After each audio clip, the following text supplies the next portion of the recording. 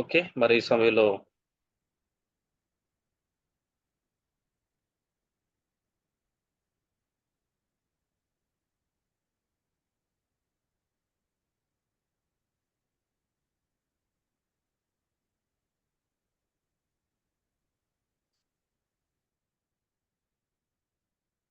అపోస్తలుల కార్యములు 5వ అధ్యాయం 33-42 వచనాల వరకు ఉండే వాక్య భాగాన్ని చదువు.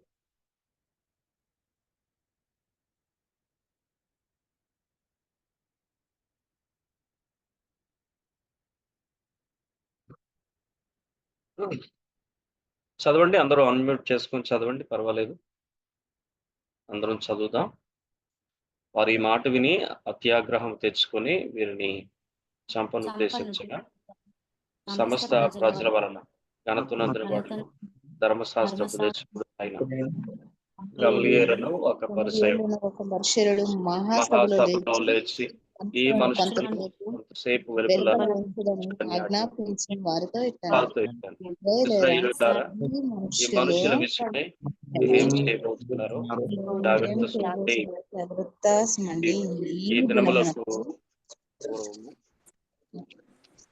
ఈ దినములకు మునుపు యోధా లేచి తాను ఒక గొప్పవాడునని చెప్పుకొనెను. ఇంచుమించు 400 మంది మనుషులు వారితో కలుసుకొని వారితో చంపబడెను. వానికి ఇవ్వబడిన వారందరూ చెదిరివేతలయ్యారు. వానికి తర్వాత జనసంఖ్య దినములలో గలిలయుడైన ప్రజలను తనతో కూడా తిరుగుబాటు చేయి ప్రేరేపించును. వాడు కూడా నశించును. వానికి లోబడిన వారందరూ చెదిరిపోయేది. కాబట్టి నేను మీతో చెప్పినదేమనగా, ఈ మనుషుల జోలికి పోక వారిని విడిచిపెట్టుడి. ఈ ఆలోచన అని వ్యర్థము. దేవుని వలన కలిగిన కావున మీరు వారిని వ్యర్థపరచలేరు. మీరు ఒకవేళ దేవునితో పోరాడు వారందరూ వారవుదురు సుమి. వారు అతని మాటలను సమ్మతించి అపోస్తులను పిలిపించి కొట్టించి యేసు నామమును బట్టి బోధింపకూడదని ఆజ్ఞాపించి వారిని విడుదల చేసిరి. ఆ నామము కొరకు అవమానమును పొందుటకు పాత్రులమని ఎంచబడినందున వారు సంతోషించుచు మహాసభ ఎదుటి నుండి వెళ్లిపోయి ప్రతి దినమున దేవాలయంలో ఇంటింటను మానక బోధించుచు యేసు క్రీస్తును ప్రకటించుచుండు.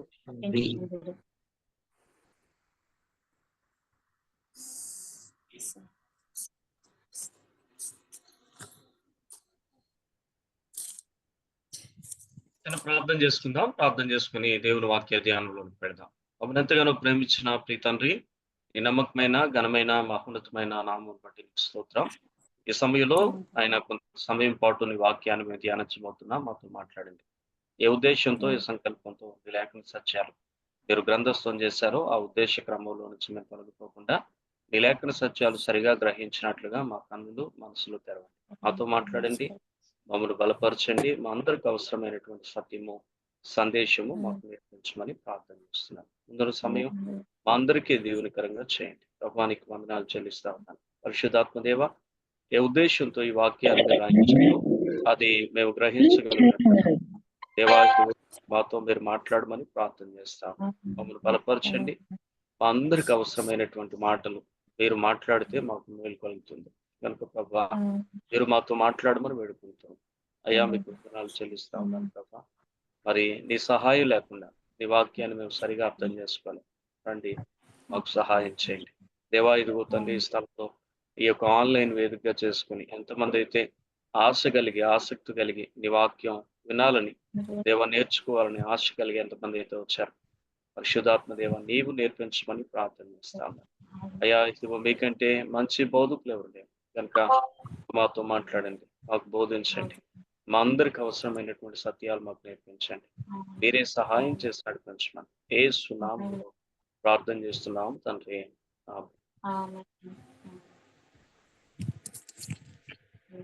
రైట్.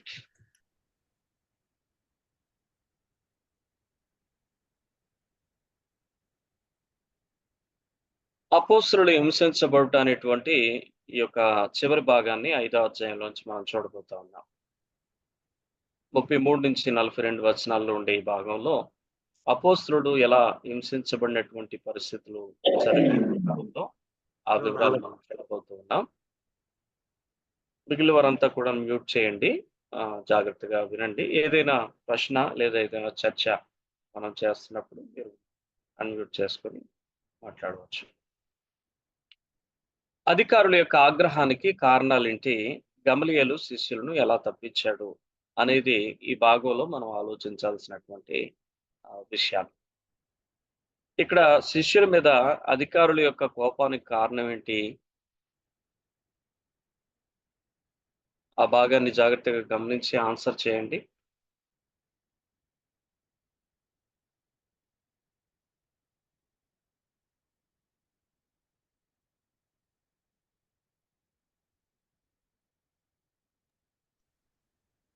మేము పరిశుద్ధాత్మ అనుగ్రహించి పరిశుద్ధాత్మకు సాక్షులమై ఉన్నామని చెప్తున్నారు వాళ్ళు.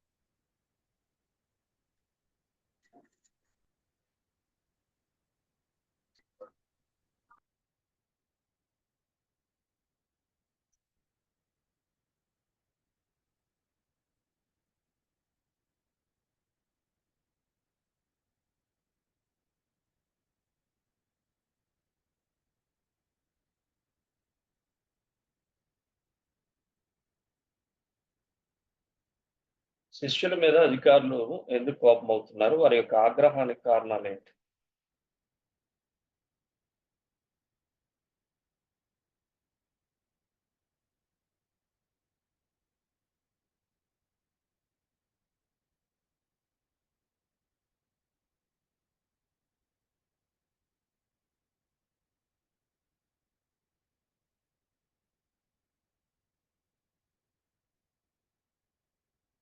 ముప్పై 32వ వచనంలో మేము దేవుడు తనకు విధేయులైన వారికి అనుగ్రహించిన పరిశుద్ధాత్మయు. పరిశుద్ధాత్మకు సాక్ష్యం అనలేదు. మేము పరిశుద్ధాత్మయు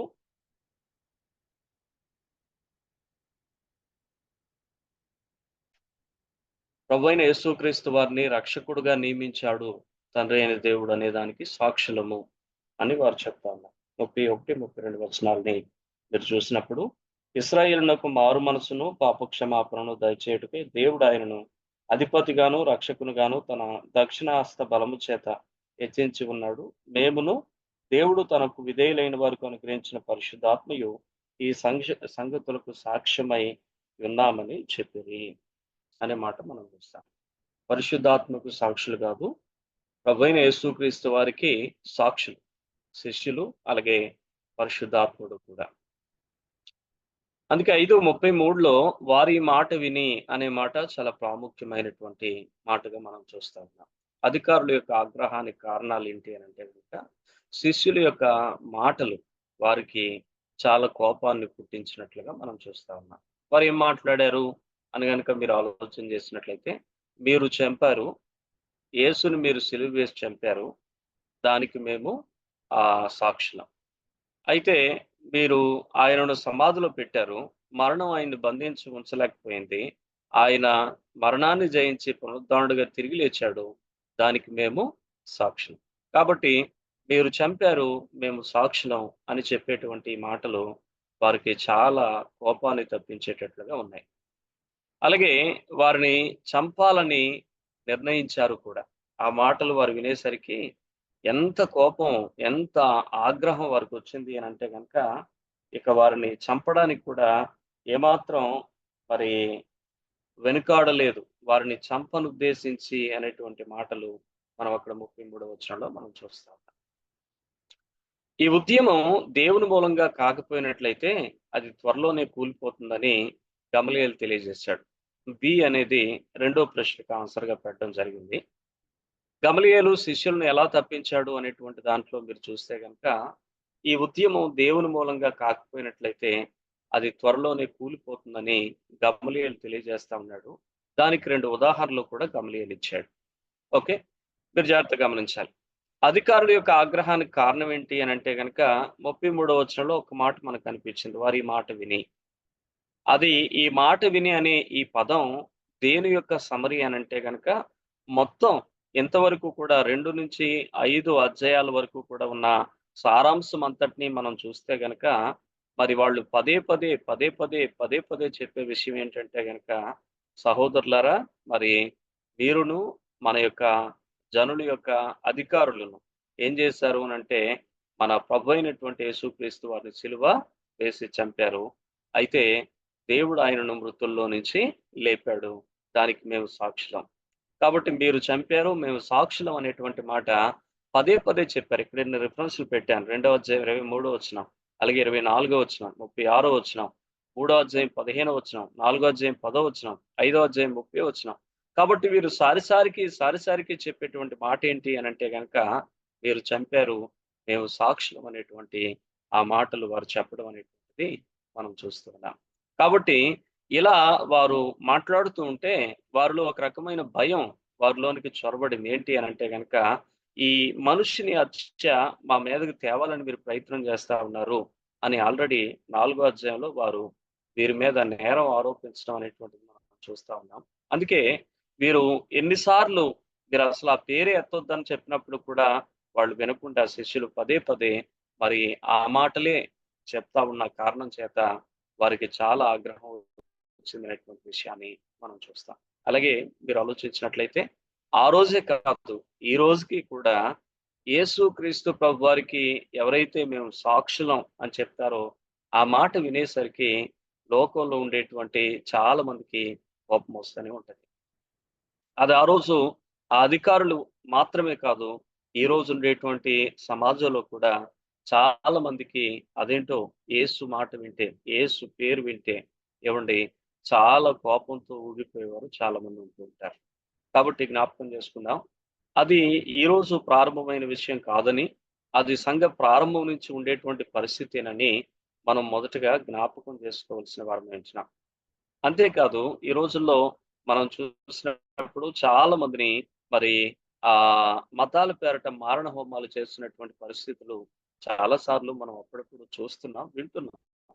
అయితే మనం ఆలోచించాల్సిన విషయం ఏంటి అనంటే గనక, ఇవన్నీ ఈ రోజేమి ప్రారంభం కాలేదని 5వ అధ్యాయం 33వ వచనంలో మొట్టమొదట సాక్షులుగా దేవుడు ఏర్పాటు చేసినటువంటి ఆ యొక్క తన 12 మంది శిష్యులు ఎవరైతే ఉన్నారో వారు మేము సాక్షులమని చెప్పడం మొదలుపెట్టినప్పుడు వారు ఆ ప్రజలే వారిని చంపడానికి నిర్ణయాలు కూడా తీసుకుంటున్న ఆ సంఘటనలు 5వ అధ్యాయం 33వ వచనంలో మనకు చాలా స్పష్టంగా కనిపిస్తా ఉంది. అందుకని వారు అత్యాగ్రహం పొందిన వారై వారిని చంపాలని ఆలోచన చేస్తా ఉన్నారు అనేటువంటి విషయాలు మనకి కనిపిస్తా ఉన్నాయి. అందుకే జ్ఞాపకం చేసుకుందాం. మరి ఈ రోజున యేసుక్రీస్తు ప్రభువారి కొరకు సాక్షులుగా బ్రతకడం అనంటే అదేదో చిన్న విషయం కాదు, లేకపోతే అదేదో సులువైన విషయం కాదు. అది కొంచెం శ్రమతో కూడిందే, కష్టంతో కూడిందే. కాబట్టి అయినప్పటికీ కూడా ప్రభు మనల్ని కోరుతున్నది, ప్రభు మన నుంచి ఆశిస్తున్నది ఏంటి అనంటే గనుక మనం ఆయనకి సాక్షులుగా బ్రతకాలి, ఉండాలి అన్నదే దేవునికున్న ఆశయం. అందుకే ఆయన అంటాడు కదా, మనుషులు ఎదుట ఎవరైతే నన్ను ఒప్పుకుంటారో, అంగీకరిస్తారో, నేను నా యొక్క వేవేల పరిశుద్ధుల పరివారంతో నేను వచ్చినప్పుడు నా తండ్రి ఎదుట నేను వారిని ఒప్పుకుంటాను, అంగీకరిస్తాను అని చెప్పాడు. ఎవరైతే ఒప్పుకొనరో నేను వారిని ఒప్పుకోను అని చెప్పాడు. అందుకోసం దేవుని యొక్క ఆశ, దేవుని యొక్క కోరిక ఏంటంటే ఆయన పిల్లలమైనటువంటి మనం ఆయనకు సాక్షులుగా ఉండాలన్నది ఆయన కోరిక. మనం ఆయనకు సాక్షులుగా ఉండడానికి ప్రయత్నం చేస్తున్నప్పుడు లోకం అలాగే అపవాది చాలా మండిపడుతూ ఉంటది. అయినప్పుడు కూడా శిష్యులు మనకు మంచి మాదిరి చూపిస్తా ఉన్నారు. వారి వలె మనం కూడా సాక్షులుగా బ్రతకాలి అనేటువంటిది ఇందులో మనం గుర్తించాల్సినటువంటి అంశం.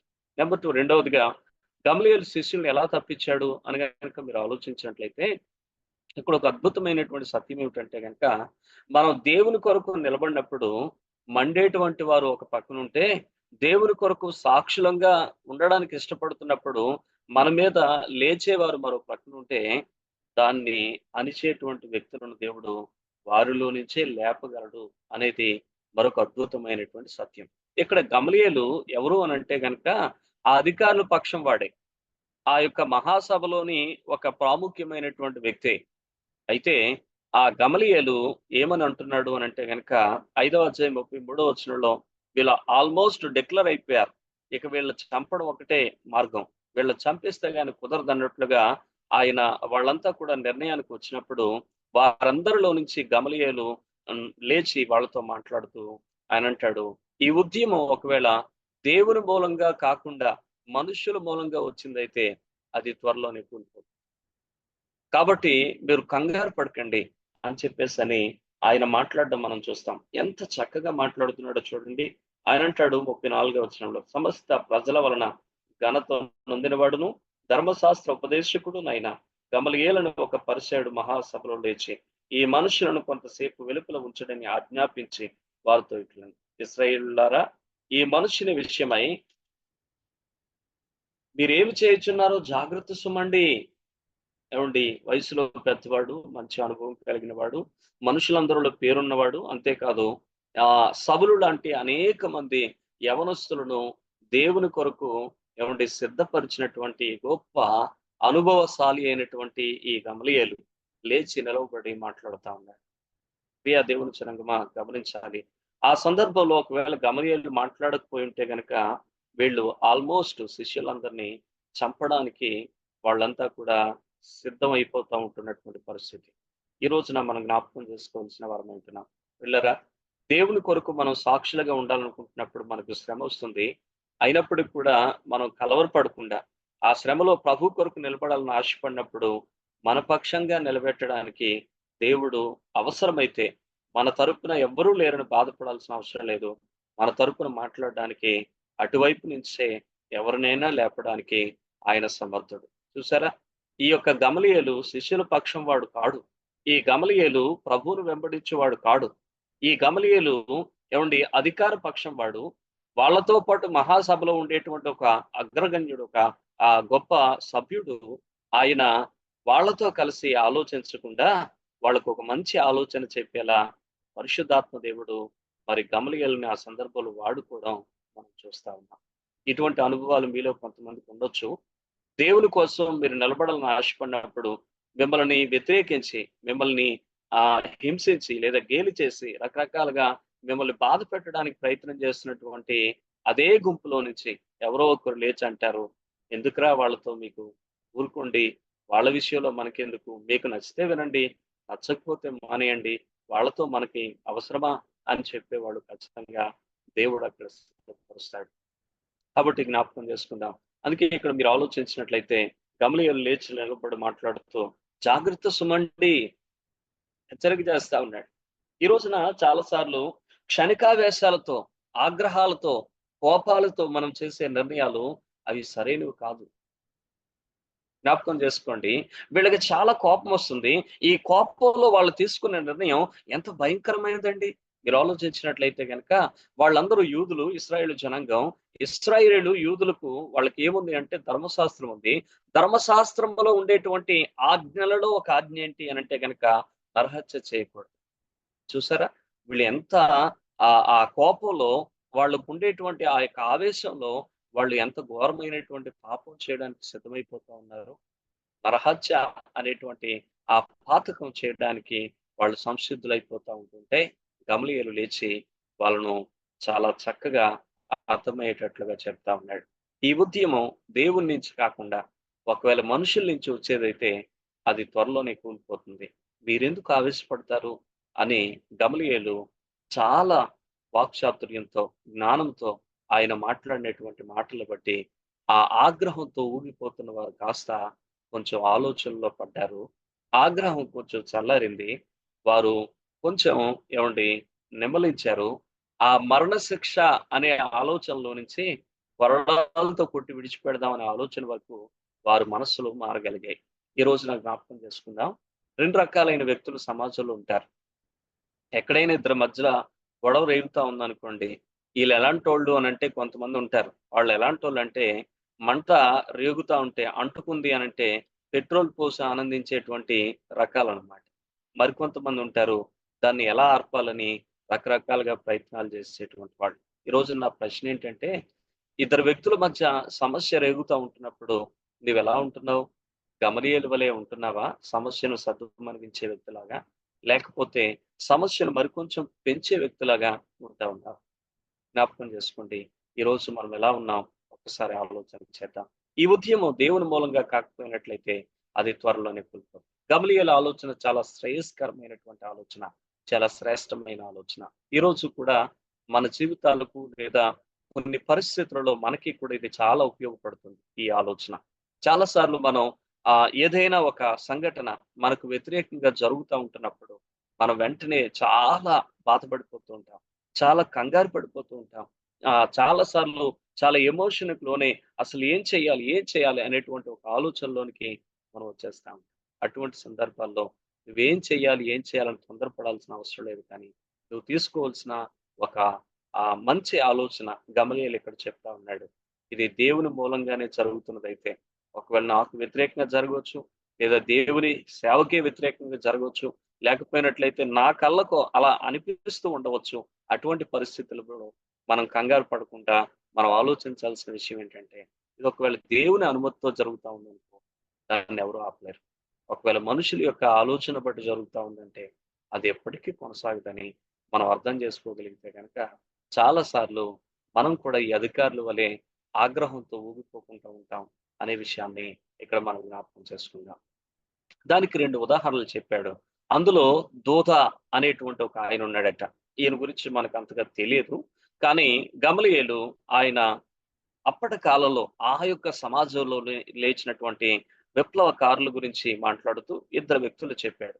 ఈ విప్లవకారుడైనటువంటి యొక్క ఆ వ్యక్తి ఏం చేశాడు? దూదా అనేటువంటి వ్యక్తి తనకు తానే ఒక నాయకుడిగా ప్రకటించుకున్నాడు. సుమారు 400 మంది విప్లవకారులతో బయలుదేరాడు. ఆ తర్వాత అతడు హతమయ్యాడని చరిత్ర చెప్తా ఉంది. అతని వెంట వెళ్ళినటువంటి మనుషులందరూ కూడా చెల్లాచెదురైపోయారు. కాబట్టి దూద అనేటువంటి ఈ నాయకుడు ఆయన తనకు తానుగానే ఒక గొప్ప నాయకుడిగా ప్రకటించుకున్నాడు. దేవుడు ఆయన్ని నాయకుడిగా చేయలేదు గానీ, తనంతట తాను ఒక నాయకునిగా కనపరుచుకున్నాడు. ఆయన తన గురించి తాను చెప్పుకుంటే 400 మంది బయలుదేరి ఆయన వెనకాతల వెళ్లారు. వాళ్ళు ఒక బృందంలా వెళతా ఉంటే చాలా మందికి కలవరం కలిగేది. ఏంటి ఈయన ఎవరు ఈ నాయకుడు అని చెప్పేసని. కానీ అతడు దేవుడి నుంచి ఏర్పాటు చేయబడినవాడు కాదు గనుక ఆ నాయకత్వం గాని, లేకపోతే ఆ విధానం గాని దేవుడి నుంచి వచ్చింది కాదు గనక ఏమైంది అనంటే మధ్యలోనే అది కూలిపోయింది అనే విషయాన్ని చెప్పాడు. అందుకే ఆయన ఇచ్చినటువంటి ఆ యొక్క స్టేట్మెంట్ ఏంటంటే, ఈ ఉద్యమం దేవుని మూలంగా కాకపోయినట్లయితే అది త్వరలో కూలిపోతుంది. ఉదాహరణకి దోదాని జ్ఞాపకం చేసుకోండి అని చెప్పాడు. ఒకవేళ అది దేవుని మూలంగా అయిందైతే దాన్ని ఎవ్వరు ఆపలేరు అనేటువంటి విషయాన్ని కూడా ఆయన జ్ఞాపకం చేస్తా ఉన్నాడు. గమలీయేలుకు గలిలయకు చెందినటువంటి యూద. ఈయన మరొక తీవ్రవాది. యూదులలో దారుణమైనటువంటి విప్లవం రేకెత్తించాడు. కానీ అతడు కూడా మరణించాడు. అతని యొక్క అనుచరులు కూడా చెదరగొట్టబడ్డారు అనే విషయాన్ని జ్ఞాపకం చేస్తా ఉన్నాడు. కాబట్టి ఆ రోజుల్లో ఇలాంటి ఉద్యమాలు చాలా లేచాయి. దోద అనేటువంటి ఆయన ద్వారా ఆ ఉద్యమాన్ని ఆయన తీసుకొని వచ్చినప్పుడు ఒక్కడే మొదలుపెట్టాడు. 400 మంది చేరారు. తర్వాత వాళ్ళు అది దేవుడి నుంచి ఏర్పాటయింది కాదు గనుక చెదిరిపోయారు. అలాగే యోధ అనేటువంటి మరొక ఆయన లేచాడు. ఆయన వెనకాతల చాలా మంది బయలుదేరారు. కానీ చివరికి ఆయన కూడా మరణించిన తర్వాత అతని అనుచరులు చెదరగొట్టబడ్డారు. ఈ 2 ఉదాహరణలు ఇస్తూ ఆయనేమన్నాడు అనంటే గనక ఈ ఉద్యమం, ఏ ఉద్యమం? సువార్త ప్రకటన అనే ఈ ఉద్యమం. ఈ అపోస్తలులు చేసేటువంటి పరిచర్య అనే ఉద్యమం. ఒకవేళ ఇది దేవుడి నుంచి కాకుండా, దేవుని మూలంగా కాకుండా, అది వారి యొక్క మదిలో నుంచి పుట్టిందైతే, వారి యొక్క సొంత ఆలోచన అయితే, అది త్వరలోనే కూలిపోతుంది. ఇదిగో దోదాను జ్ఞాపకం చేసుకోండి, యోధాను జ్ఞాపకం చేసుకోండి అని ఆయన చెప్తాను. పిల్లరా, ఇక్కడ మనం నేర్చుకోవాల్సిన పాఠం ఏంటంటే, మనం ఏదైనా ఒకటి చేస్తా ఉన్నప్పుడు అది మన సొంత ఆలోచనలతో ప్రారంభించామనంటే గనుక అది నిలవదు. అది కూలిపోతుంది. అయితే మనం చేసేటువంటిది దేవుని యొక్క ఆలోచన ద్వారా మనం చేయగలిగితే గనక అది తప్పకుండా కొనసాగుతుంది. దేవుని యొక్క చిత్తములో మనం ముందుకు తీసుకొని వెళ్ళగలుగుతాం గనక అది తప్పక జరుగుతుంది. ఎన్ని ఆటుపోట్లు ఎదురైనా అది ఆగిపోదు, సాగిపోతుంది అనేటువంటి విషయాన్ని మనం జ్ఞాపకం చేసుకోవాల్సిన వారమవుతాం. అందుకే ఈరోజు మనం ఆలోచన చేద్దాం. ఇది మనుషుల మూలమైనదైతే త్వరలోనే పోతుంది. దేవుని మూలంగా వచ్చిందైతే మీరు దేవుణ్ణి ఎదిరించిన వారవుతారని హెచ్చరిక చేశాడు. మీరు దేవుని మూలంగా వచ్చినటువంటి ఉద్యమం అయితే మీరు దేవుణ్ణే ఎదిరించిన వారైపోతారు. జాగ్రత్త. అందుకే జాగ్రత్త సుమండి అని హెచ్చరిక చేశాడు. ఎంత అద్భుతమైనటువంటి మాటలు ఆయన చెప్పాడు ఒకసారి ఆలోచించండి. ఈ రోజున గమలీయేలు లాంటి ఏమండి మంచి ఆలోచన చెప్పేటువంటి ఆలోచన కర్తలు నేడు మన సంఘాలలో కావాలి, మన కుటుంబాలలో కావాలి. అప్పుడే చాలా మంది ఈ యొక్క ఆ మిడిమిడి జ్ఞానంతో ఆగ్రహంతో ఊగిపోతున్నటువంటి చాలా మంది కంట్రోల్ చేయబడతారు. అనవసరంగా ట్రాక్ తప్పకుండా ఉండడానికి అవకాశాలు ఏర్పడతాయి. ఈ విషయమై మనం అవగాహన పొందవలసిన వారమై ఉంటున్నాం. కాబట్టి ఈరోజు గమలీయేలును ఒక మంచి మోడల్‌గా తీసుకుందాం. మనం కూడా తొందరపడకుండా లేదా ఇతరులు తొందరపడుతున్న సందర్భంలో వారు తొందరపడవద్దని చెప్పడానికి మనం కూడా చాలా సార్లు ప్రయత్నాలు చేయాలి అనే విషయాన్ని నేను జ్ఞాపకం చేస్తా ఉంటాను. కాబట్టి ఈ విషయాలు గమనించండి. జాగ్రత్తగా ఈ విషయాలు మీరు ఆలోచించాలని మీకు మనం చేస్తా ఉన్నాను. ఈ విధంగా గమలీయేలు ఇచ్చినటువంటి సలహాను బట్టి వాళ్ళు చంపాలి అనేటువంటి ఆలోచనలో నుంచి వారు వెనక్కి తగ్గారు అనేటువంటి విషయం మనకు అర్థమవుతుంది. ఎందుకనంటే చాలా క్లియర్ కట్ గా చెప్పాడు. ఇది మనుషుల మూలంగా వచ్చిందా త్వరలో పోతుంది. మీకెందుకు గాబరా? మీరెందుకు కంగారు పడతారు? అనవసరంగా మీకు అవసరం లేనిది ఎందుకు మీకు అంటించుకుంటారు అని చెప్పాడు. ఒకవేళ దేవుని మూలంగా వచ్చిందైతే మీరు ఒకవేళ ఎదురాడుతున్నట్లయితే మీరు దేవుని ఎదిరించిన వారు అవుతారు. జాగ్రత్త అని హెచ్చరిక చేశాడు. ఈ విషయాలు మనం గమనించవలసిన వారు. ఎప్పుడైతే ఆ విధంగా మరి హెచ్చరిక చేశాడో, ఇప్పుడు వాళ్ళు ఏం చేశారు అనంటే అధికారులు అపోస్తలులు ఏం చేశారు అనంటే అపోస్తలుల్ని కొరడాలతో కొట్టించారు. చూడండి ఎంత వ్యత్యాసమో. 33వ వచనంలో వారిని ఆలోచన చేశారు. చంపడానికి సిద్ధపడిపోయారు. కానీ ఆ యొక్క గమలీయేలు మాటలు మరి వారిలో చాలా ఆలోచనలో మార్పులు తీసుకొచ్చాయి. అయినప్పటికి కూడా ఇంకా వాళ్ళ కోపం తగ్గలేదు. కాబట్టి ఎలాగైనా వారిని శిక్షించాలని ఆశపడ్డారు గనుక వారి యొక్క ఆలోచనలో నుంచి ఏం చేశారు అనంటే గనక ఇక చంపడం అనేది వాయిదా వేసి ముందు వారిని శిక్షించాలి గనక కొరడాలతో కొట్టించే ప్రయత్నం చేశారు. మీరు ఆలోచించినట్లయితే యేసు నామమును బట్టి బోధించకూడదని కూడా ఆజ్ఞ మరోసారి వారు జారీ చేశారు. అంతకుముందు చెప్పారు. వారి ఆజ్ఞకు వారు పట్టించుకోలేదు అపోస్తలుడు. ఇప్పుడు మరోసారి బోధింపకూడదని ఆజ్ఞ జారీ చేశారు. ఆ తర్వాత వారిని విడుదల చేశారు అనే విషయం మనం చూస్తా ఉన్నాం. అయితే విశేషం ఏమిటి అనంటే ఈ యొక్క హింసించి కొరడాలతో కొట్టి యేసు నామమును బట్టి బోధించకూడదని వారికి ఆజ్ఞాపించి వారిని విడుదల చేస్తే దానికి అపోస్తలుల యొక్క స్పందన ఏంటి అని గనక మీరు చూసినట్లయితే ఆ భాగంలో ఏం కనబడుతుందంటే యేసు నామం కొరకు అవమానం పొందడానికి పాత్రులమని ఎంచబడినందున వారు సంతోషించారని మనం చూస్తాం. నిజంగా ఈ సందర్భంలో వారి కొండ మీద ప్రసంగం జ్ఞాపకం వచ్చి ఉంటది. ప్రభువైన యేసుక్రీస్తు వారు ఆ కొండ మీదకి వారిని తీసుకుని వెళ్ళి వారితో మాట్లాడినటువంటి మాటలు వారు గుర్తు చేసుకున్నారు. నా నిమిత్తము జనులు మిమ్మల్ని హింసించి, నిందించి, మీ మీద అబద్ధముగా చెడ్డ మాటలు పలికినప్పుడు మీరు సంతోషించండి, ఆనందించండి. పరలోకంలో మీ ఫలం అధికమవుతుందని చెప్పాడు కదా! ఆ మాటలు వారు జ్ఞాపకం చేసుకున్నారు. అందుకనే ఇప్పుడు వాళ్ళు ఏమంటున్నారనంటే, మేము యేసు నామం కొరకు అవమానాలు పొందడానికి కూడా మేము ఎంత మాత్రం కూడా సిగ్గుపడం అని చెప్పేసని, మేము అవమానం పొందడానికి మేము పాత్రులమే అని చెప్పేసి వాళ్ళు చాలా సంతోషిస్తూ వారు అక్కడి నుంచి వెళ్తా ఉన్నారనే విషయం జ్ఞాపకం చేసుకున్నారు. మీరు జాగ్రత్తగా ఆలోచించండి. ప్రభువైన యేసుక్రీస్తు వారు ఏమండి ఎంత గొప్ప దేవుడు మీరు ఆలోచించినట్లయితే ఆయన ఆయనకు ఉండేటువంటి మహిమ ఎంత గొప్పది. ఆయన ఎంత ఉన్నతమైన వాడు కదా! ఆ పరలోక మహిమను విడిచి ఆ ఉన్నతమైనటువంటి నిత్యము వేవేల దూత గణములు నిరంతరము కూడా ఆయనను పొగుడుతా ఉంటే, ఆరాధిస్తూ ఉంటే, మహిమపరుస్తూ ఉంటే, ఏమండి సర్వ సృష్టి కూడా ఆయనను గణపరుస్తా ఉంటే, సకల పరిశుద్ధులు ఆరాధిస్తూ ఉంటే, నిత్యము ఆరాధనకు పాత్రుడైనటువంటి ఆ దేవుడు ఈ భూమి మీదకి మానవుడిగా వచ్చినప్పుడు ఎంత అవమానాన్ని ఎదుర్కొన్నాడు కదా! ఏవండి మట్టివారైనటువంటి మనుషులు, ఏవండి పాప పంకిలము కలిగినటువంటి మనుషులు, ఎన్నో లోపాలు కలిగినటువంటి మనుషులు, ఏవండి లోపరహితుడు, పాపరహితుడైనటువంటి మన ప్రభువుని అవమానపరచలేదా? అటువంటి సందర్భంలో ఆయన ఏ మాత్రం కూడా మాట్లాడలేదు.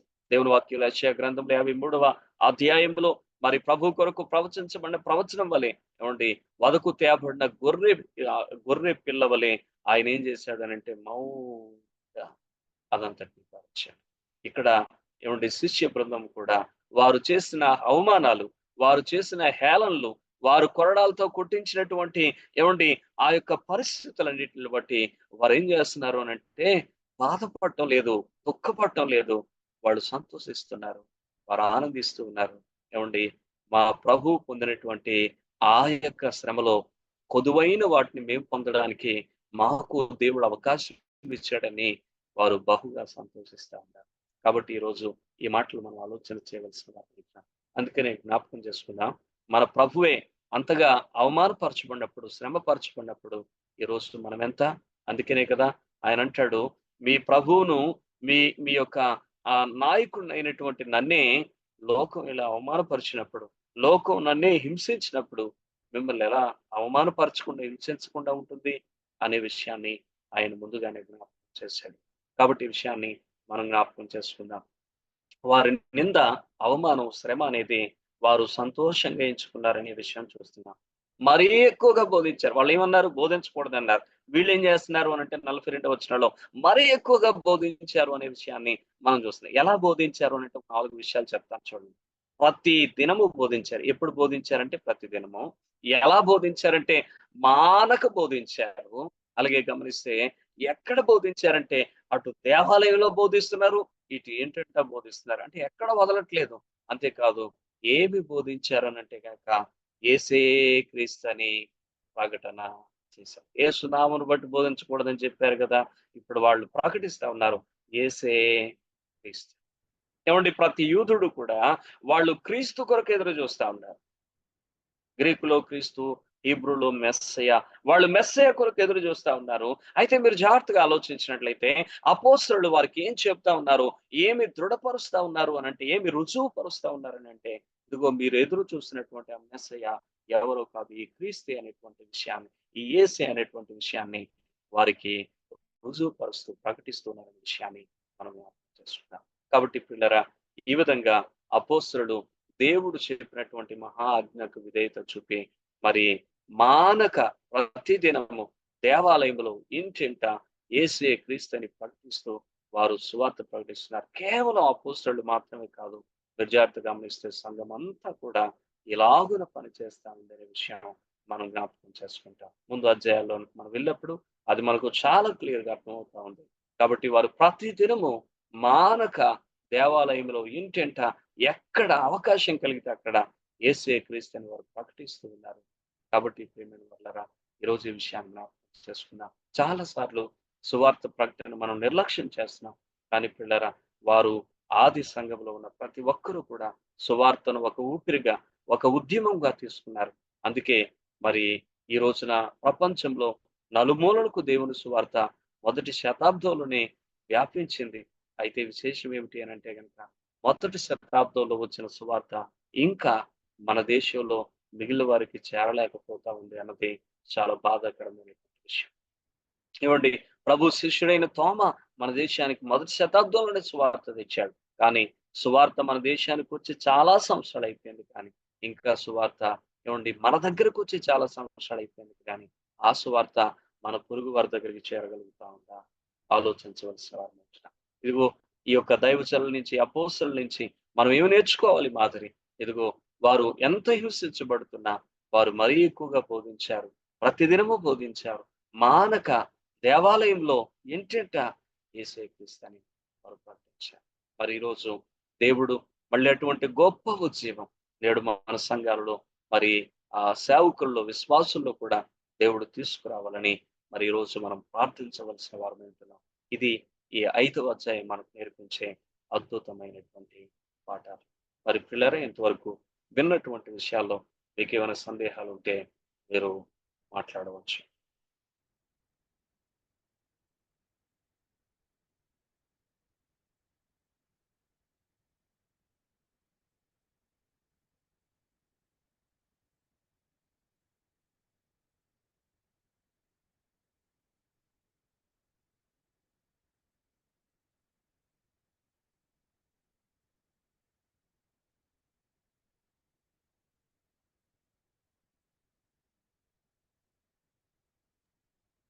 అయ్యగారు అర్థమైంది? సందేహాలు ఏం లేవు.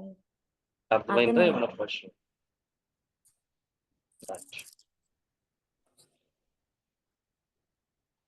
ఓకే, మరి నెక్స్ట్ అధ్యాయానికి వెళ్ళిపోదాం. 6వ అధ్యాయంలో నుంచి కొన్ని మాటలు ఈరోజు మనం చూడడానికి ప్రయత్నం చేస్తాం.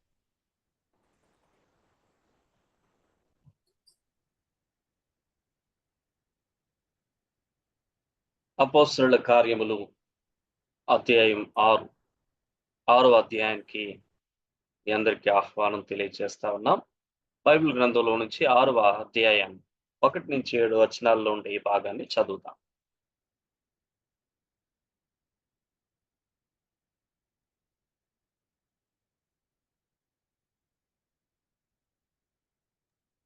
ఎవరైనా ఒకరు చదువుతారు? ఆ దినములలో శిష్యుల సంఖ్య విస్తరించుతున్నప్పుడు అనుదిన పరిచర్యలో తమలోని విధవరాండ్లను చిన్నచూపి చూచిరని హెబ్రీయుల మీద గ్రీకు భాష మాట్లాడు యూదులు సనుగసాగిరి. అప్పుడు 12 అపోస్తులు తమ యొద్దకు శిష్యుల సమూహమును పిలిచి, మేము దేవుని వాక్యము బోధించుట మాని ఆహారము పంచిపెట్టుట యుక్తము కాదు. కాబట్టి సహోదరులారా, ఆత్మతోనూ జ్ఞానముతోనూ నిండుకొని మంచి పేరు పొందిన 7 మనుష్యులను మీలో ఏర్పరచుకొనుడి. మేము వారిని ఈ పనికి నియమింతుము. అయితే మేము ప్రార్థన యందును వాక్య పరిచర్య యందును ఎడతెగక ఎందుమని చెప్పిరి.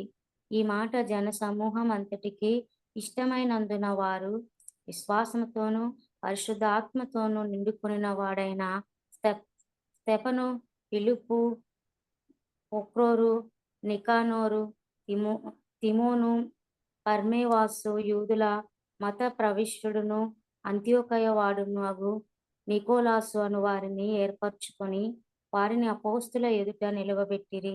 వీరు ప్రార్థన చేసి వారి మీద చేతులుంచిరి. దేవుని వాక్యము ప్రబలమై శిష్యుల సంఖ్య యెరూషలేములో బహుగా విస్తరించెను. మరియు యాజకులలో అనేకులు విశ్వాసమునకు లోబడిరి.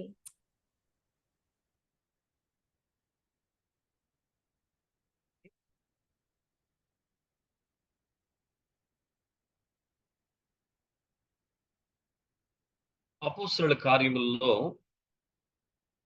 6వ అధ్యాయంలో మొదటి వచనంలో మనకి ఇలా ప్రారంభించబడింది. ఆ దినములలో శిష్యుల సంఖ్య విస్తరించుచున్నప్పుడు అనేటువంటి మాట. ఆ దినములలో అనేటువంటి ఆ మాటను మనం ఆలోచిస్తే ఆ దినాలు ఏ దినాలు చెప్పండి?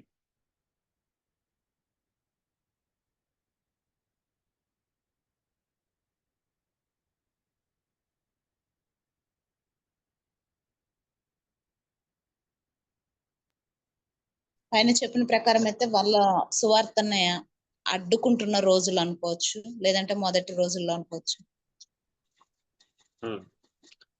ఆ దినములు అనేటువంటి మాటను మీరు చూసినప్పుడు 6వ అధ్యాయం మొదటి వచనంలో మనకు కనిపిస్తుంది శిష్యుల సంఖ్య విస్తరించుచున్న దినములు.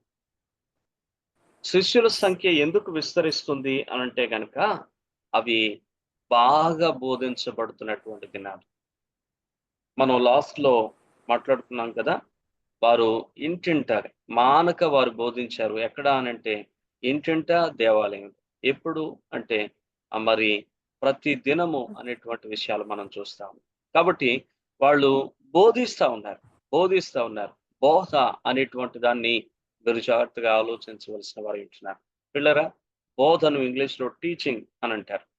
టీచింగ్ అనేది చాలా చాలా ఇంపార్టెంట్. ఈ రోజున చాలా మంది దీన్ని నిర్లక్ష్యం చేస్తా ఉంటారు.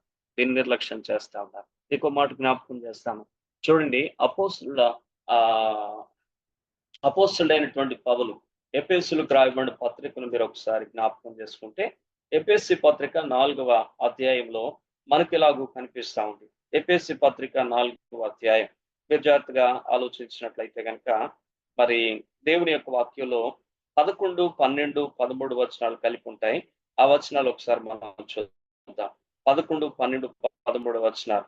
అపోస్తలుల కార్యములు 4వ అధ్యాయం 11 నుంచి 13 వచనాలు మీరు జాగ్రత్తగా ఆలోచిస్తే, మనమందరము విశ్వాస విషయంలో దేవుని కుమారుని గూర్చిన జ్ఞాన విషయంలోను ఏకత్వము పొంది సంపూర్ణ పురుషుల మగు వరకు, అనగా క్రీస్తునకు కలిగిన సంపూర్ణతకు సమానమైన సంపూర్ణత గలవారు మగు వరకు ఆయన ఇలాగూ నియమించెను.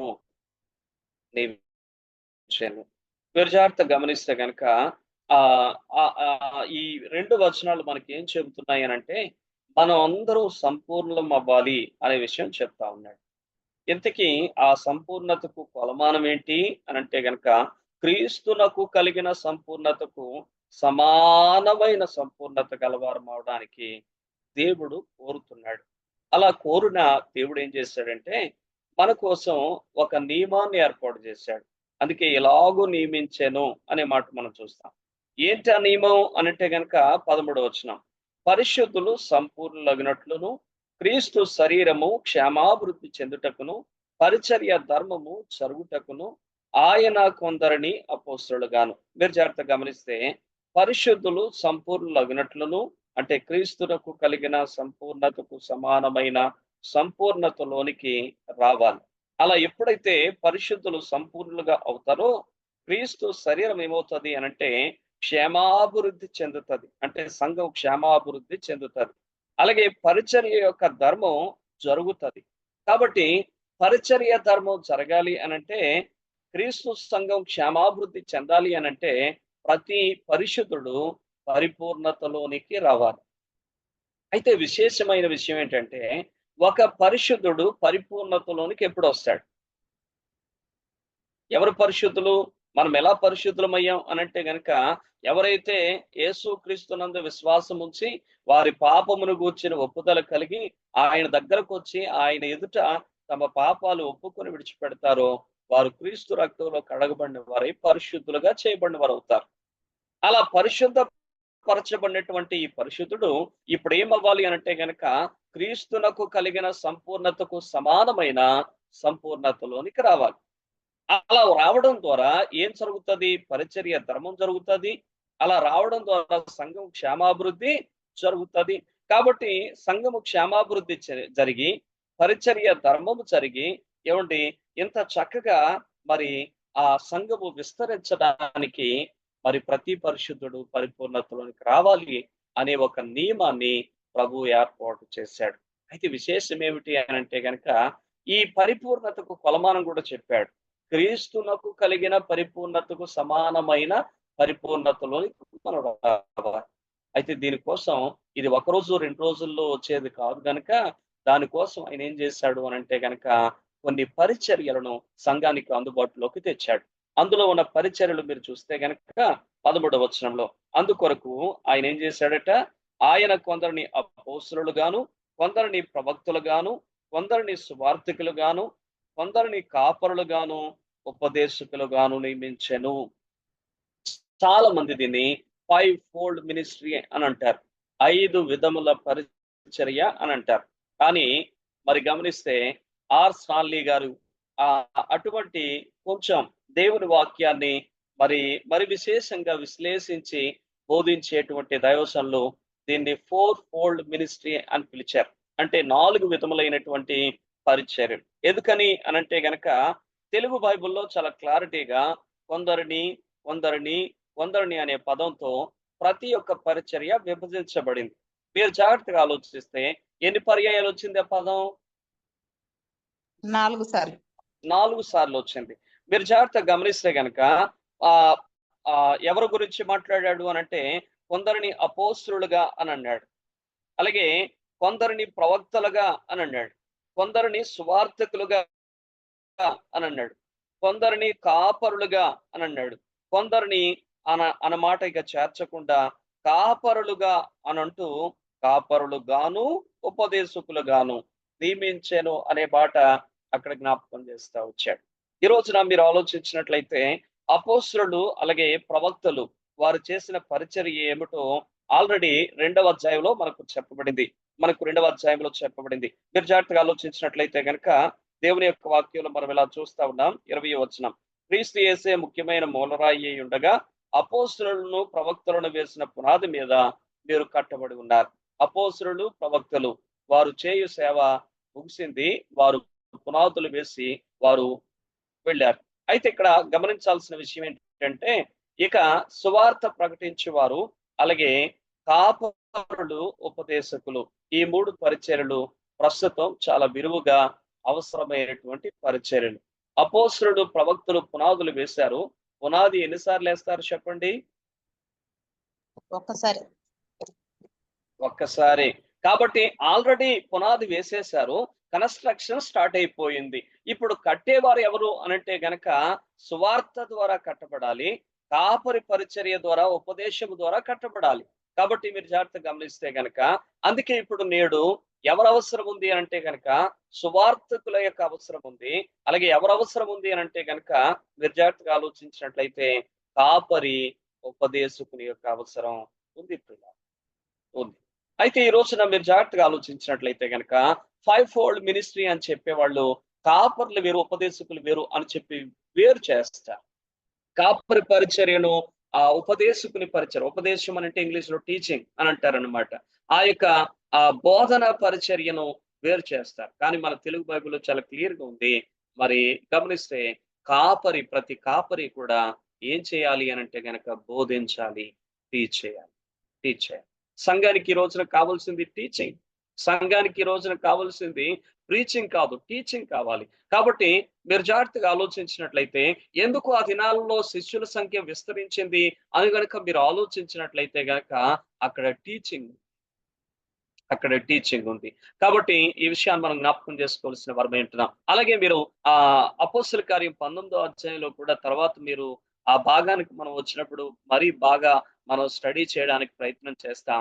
అక్కడ కూడా మీరు చూసినట్లయితే మర్చిపో మాట ఈ సమయంలో మనం చూద్దాం.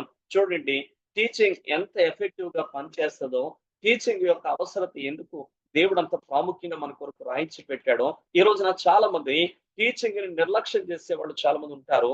అయితే టీచింగ్ యొక్క ఉపయోగం ఏమిటో మీరు జాగ్రత్తగా ఆలోచించవలసిన వారు ఉంటున్నారు. దేవుని వాక్యంలో మీరు గమనించినట్లయితే కనుక అపోస్తలుల కార్యములు 19వ అధ్యాయం. అపోస్తలుల కార్యములు 19వ అధ్యాయం.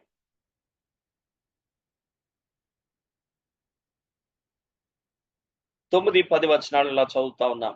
అయితే కొందరు కఠినపరచబడిన వారి ఒప్పుకొనక జన సమూహం ఎదుట ఈ మార్గమును దూషించుచున్నందున అతడు వారిని విడిచి శిష్యులను ప్రత్యేకపరుచుకుని ప్రతిదినము తురను అను ఒకని పాఠశాలలో తర్కించుచు వచ్చాను. 2 ఏండ్ల వరకు ఇలాగూ జరిగిన కనుక యూదులేమి, గ్రీసు దేశస్తులేమి, ఆసియాలో కాపురం ఉన్న వారందరూ ప్రభు వాక్యము వినిరి.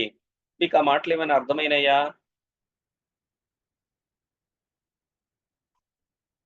ఆ వచనాలు ఏమైనా అర్థమయ్యాయా చెప్పండి. అర్థమయ్యేది. ఏమర్థమయ్యాయి తల్లి? ఇంతకు ముందు చెప్పారనేది తురన్ను అనేది ఒక పాఠశాల. పాఠశాలలో బోధిస్తూ ఉంటే అక్కడ ఆ ప్రదేశంకి వచ్చిన వారందరూ కూడా దాన్ని విని దాన్ని నేర్చుకున్నారు అని ఒక స్కూల్.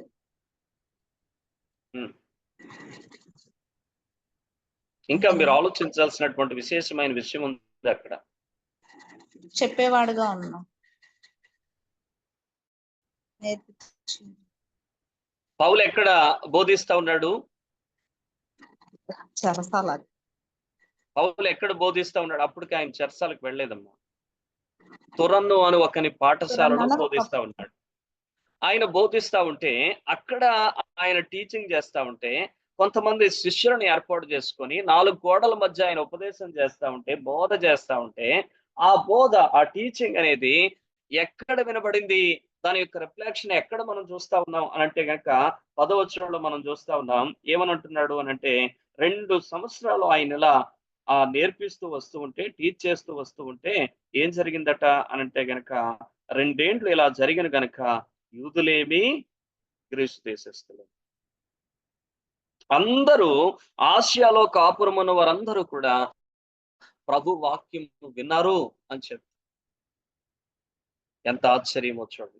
4 గోడల మధ్య ఆయన టీచ్ చేస్తే ఆ టీచింగ్ ఎంతవరకు వెళ్ళిపోయిందంటే ఆసియాలో ఉన్న చాలా ప్రదేశాలకు ఆ టీచింగ్ ఎలా అనంటే గనక పౌలు వెళ్ళలేని ప్రతి స్థలానికి పౌలు యొక్క ఉపదేశం చేరిపోయింది. ఎలా అంటే గనక ఈ నేర్చుకున్న వారు మళ్ళీ వెళుతున్నారు. వారు మరో నలుగురికి నేర్పిస్తా ఉంటారు. వారు మరో నలుగురికి ఆ సువార్తను ప్రకటిస్తా ఉంటారు. అందుకనే పిల్లరా, ఉపదేశం అనేది, టీచింగ్ అనేది చాలా ప్రాముఖ్యం. గుర్తుపెట్టుకోండి, ఎఫెసీ పత్రిక 4వ అధ్యాయంలో 11-13 వచనాలు చాలా వివరంగా మరి దేవుడు మన ముందు పెడతా ఉండేటువంటి సత్యం ఏమిటంటే గనక మనకి టీచింగ్ అవసరం, మనకు ఉపదేశం అవసరం, మనకి కాపరి పరిచర్య అవసరం. ఎంత ఎక్కువగా కాపరి పరిచర్య, ఎంత ఎక్కువగా ఉపదేశం నీ జీవితంలో నువ్వు పొందుకుంటావో, నువ్వు అంత ఎక్కువగా పరిపూర్ణతలోనికి రావడానికి అవకాశం ఉంటావు. సువార్తికుని పరిచర్య నీవు మారు మనసు పొంది రక్షించబడ్డానికి, కాపరి యొక్క పరిచర్య రక్షించబడిన నీ జీవితంలో పరిపూర్ణతలోనికి రావడానికి కాపరి పరిచర్య చాలా అవసరం. అయితే ఈ రోజున చాలా మంది ఈ కాపరులతో సరైన సత్సంబంధం కలిగి ఉండటం లేదు. ఎంత చెప్పండి. పరిపూర్ణత అంటే ఇప్పుడు మనం దేవుని మాటని ప్రకటించుట పరిపూర్ణత కలిగినాం అని అర్థమా? ప్రకటించడం పరిపూర్ణత కాదమ్మా. మరి ఇప్పుడు యేసుక్రీస్తు ప్రభువారు యేసుక్రీస్తు ప్రభువారు ఏ లోపము లేని వారుగా ఎలా అయితే ఉన్నారో మన జీవితాలలో అటువంటి పరిపూర్ణతలోనికి రావాలి. అందుకని అక్కడ మెజర్ మనకి ఇచ్చాడు. మనకి కొల పరిమాణం ఏంటంటే క్రీస్తునకు కలిగిన పరిపూర్ణతకు సమానమైన పరిపూర్ణతలోనికి మనం రావాలి. అందుకే మనమంతా గుర్తుపెట్టుకోవాల్సిన విషయం ఏంటంటే, మనం రక్షించబడినప్పుడు ఎలా వచ్చామనంటే సంఘంలోనికి ఒక గొంగళి పురుగులాగా వచ్చాం. ఈ గొంగళి పురుగులాగా ప్రవేశించినటువంటి మనము మన మీద దేవుని యొక్క ఉపదేశం రోజు అందించబడతా ఉంటే, ఆ ఉపదేశం మన మీద పడతా ఉంటే, ఆ ఉపదేశపు వెలుగులో మన జీవితాల్లో ఒకటి కరెక్షన్ చేసుకుంటూ, సరి చేసుకుంటూ మనము ముందుకు వెళుతూ ఉంటుండగా, ఈ గొంగళి పురుగు లాంటి మనం ఒకరోజు అల్టిమేట్ గా ఎలా మార్చబడాలి అనంటే, మన ప్రభువు ముందుకు వెళ్ళినప్పుడు ప్రభువులాగే మార్చబడాలి. అది అల్టిమేట్ గోల్ అన్నమాట. అసలు సంఘములోనికి మనం ఒక విశ్వాసి రావడం వెనుకున్న ఉద్దేశం అది. ఎందుకు రావాలి సంఘానికి? ఒక సంఘములోనికి ప్రవేశించిన విశ్వాసి పట్ల దేవునికి ఉండేటువంటి అసలు తపనేమిటి, ఆ కోరిక ఏమిటి అనంటే గనక, ఎక్కడో మొదటి ఆదామునందు దేవుని యొక్క రూపం పోగొట్టుకున్నాడు. ఇప్పుడు క్రీస్తులోనికి వచ్చిన మరుక్షణమే ఆ రూపం రాదు, ఆ పోలిక రాదు. అయితే ప్రతి దినము దేవుని వాక్యము ద్వారా, దేవునితో సహవాసము ద్వారా, ఇలా ఉపదేశము ద్వారా ఆ వ్యక్తి జీవితంలో రూపాంతరత జరగాల్సినటువంటి అవసరం. అన్ని కోణాల్లో, అన్ని విషయాల్లో, మాటలోను, ప్రవర్తనలోను, సమస్త విషయాలలోనూ ఒక క్రీస్తులాగా మారవలసినటువంటి అవసరం ఉంది. కాబట్టి ఏ కార్నర్ లో మనలో మార్పు రావాలో ఆ కార్నర్ లో మనలో మార్పు తెచ్చేది ఏంటి అనంటే ఉపదేశము, టీచింగ్ అన్నమాట. అందుకోసమని మనకు అది చాలా అవసరం. కానీ దురదృష్టం ఏమిటి అనంటే కనుక ఈ రోజుల్లో చాలా మంది ప్రీచింగ్స్ అంటే ఇష్టపడతారు, చెవుగోసుకుంటారు. కొన్ని కథలు, కొన్ని మాటలు, కాసేపు నవ్వించే హాస్యాలు ఇవి కనబడితే చెవుగోసుకుంటారు. కానీ ఇలా ఒక వచనం తర్వాత మరో వచనం, అందులో ఉన్న సారాంశం ప్రతిదీ కూడా విపులంగా నేర్చుకుందాం రండి అని అంటే గనక ఎంతమంది ఆ టీచింగ్స్ వింటారు? మీరు ఒక్కసారి ఆలోచించండి. యూట్యూబ్ లో కూడా వెళ్ళి మీరు చూడండి. పనికి మాలిన విషయాలు చూడడానికి లక్షల్లో వ్యూస్ ఉంటాయి. కష్టపడి ఒక దైవజనుడు శ్రేష్టమైన ఒక ఉపదేశం చేస్తే దాన్ని వినేవారు చాలా తక్కువ. అంటే ఈ రోజున సంఘములోనికి మనుషులు వచ్చారు, కానీ దేవుడు కోరినటువంటి ఆ పరిపూర్ణత అంటే బోధ కాదు, సువార్త ప్రకటన కాదు. పరిపూర్ణత అంటే క్రీస్తులాగా మారడం, క్రీస్తులాగా జీవించడం. ఒక క్రీస్తు గోధుమ గింజ భూమిలో పడి అది చనిపోయింది కాబట్టి ఇప్పుడు అనేక మంది గోధుమ గింజలు లేవాలి. ఒక క్రీస్తు ఆయన మనస్థానంలో ప్రాణం పెట్టాడు. ఇప్పుడు లోకంలో అనేక మంది క్రీస్తులు కనబడాలి. ఇది దేవుని యొక్క ఉద్దేశం తల్లి. అది అసలు క్రీస్తు యొక్క స్వరూపం అనేటువంటి మాట యొక్క అర్థం. అంతేగాని సువార్త ప్రకటన అనేది అది క్యాజువల్ గా ఎవరైనా చేస్తారు, దాంట్లో పెద్ద సమస్య ఏమీ లేదు. నిజంగా రక్షించబడిన వ్యక్తి మరో ఆత్మ రక్షణ కోసం తపన కలిగి ఉంటాడు. దాని విషయంలో అదేమంత పెద్ద సమస్య కాదు. కాబట్టి ఈ విషయాన్ని మనం అర్థం చేసుకుందాం. ప్రకటన వేరు, బ్రతుకు వేరు. దేవుడు కోరేది బ్రతుకు, ప్రకటించాలి, అదే సమయంలో బ్రతకాలి, క్రీస్తులాగా బ్రతకాలి. చాలాసార్లు మన బోధ కంటే మన జీవితం వ్యక్తుల్ని ఎక్కువగా ప్రభావితం చేస్తుంది. అందుకోసమే మనము క్రీస్తులాగా జీవిస్తూ అప్పుడు ప్రకటించాలని దేవుడు కోరుతాం. అమ్మ, నీ సందేహానికి జవాబు దొరికిందా? ఆయన కూర్చిన జ్ఞాన విషయముల్లో అంటే ఇప్పుడు దేవుని కోసం మనం కంప్లీట్ గా తెలుసుకొని దాన్ని ప్రకటన చేసి ఆయన లాగా మారడం పరిపూర్ణత, అంతేనని? అవునమ్మా. అందుకే ఎఫెసీ పత్రికలో చాలా క్లియర్ గా ఆ విషయాలు చెప్పాడు కదా. చాలా క్లియర్ గా చెప్పాడు. మనమందరం విశ్వాస విషయంలో దేవుని కుమారుని గూర్చిన జ్ఞాన విషయంలో ఏకత్వం పొంది సంపూర్ణ పురుషుల మగు వరకు అనగా క్రీస్తునకు కలిగిన పరిపూర్ణతకు సమానమైన సంపూర్ణత గలవార మగు వరకు. అనే ఇక్కడ ఏకత్వం అంటే అప్పుడు మీరు అపోస్తుల కార్యంలో చెప్పిన ఏకాత్మ ఆత్మ పూర్ణులై ఉండొచ్చు అని అంటే ఒక్కటే ఆత్మ ఈ కలిగి రోజున ఉండాలని దేవుని గూర్చినటువంటి అనేక విషయాలలో చాలా మందిలో ఏం లేదంటే యూనిటీ లేదు, ఐక్యత లేదు. అది ఎప్పుడు వస్తుంది అని అంటే ప్రాపర్ టీచింగ్ ఉన్నప్పుడు అది వస్తుంది అన్నమాట. చాలా విషయాల్లో నేను ఇలా అనుకుంటున్నాను, నాకు ఇలా అర్థమైంది, నేను ఇలా తెలుసుకున్నాను అనే దాని దగ్గర చాలా మంది దగ్గర ఏమొస్తుంది అని అంటే కనుక విభజనలు వస్తాయి. అందుకనే దేవుని గూర్చిన జ్ఞాన విషయంలో ఏకత్వంలోనికి రావాలి అనేది అక్కడ ఒక పాయింట్ మనకు చెప్పబడతా. ఓకే, మీరు రోమ పత్రికలోనికి కూడా మీరు వస్తే మీకు ఈ విషయం అంతకుముందు కూడా నేను చెప్పాను, మీకు జ్ఞాపకం ఉండాలి.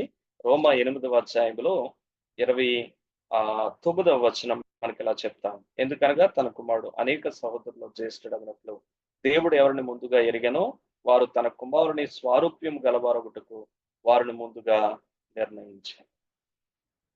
అసలు దేవుడు మళ్ళీ ఎందుకు పిలిచాడు, మళ్ళీ ఎందుకు నీతిమంతులని మళ్ళీ చేసుకున్నాడు, మళ్ళీ ఎందుకు ఆయన నిర్ణయించుకున్నాడు, అసలు మన పట్ల ఆయనకు ఉండేటువంటి తలంపు ఏమిటి అని అంటే గనక మనము దేవుని కుమారుని యొక్క స్వారూప్యంలోనికి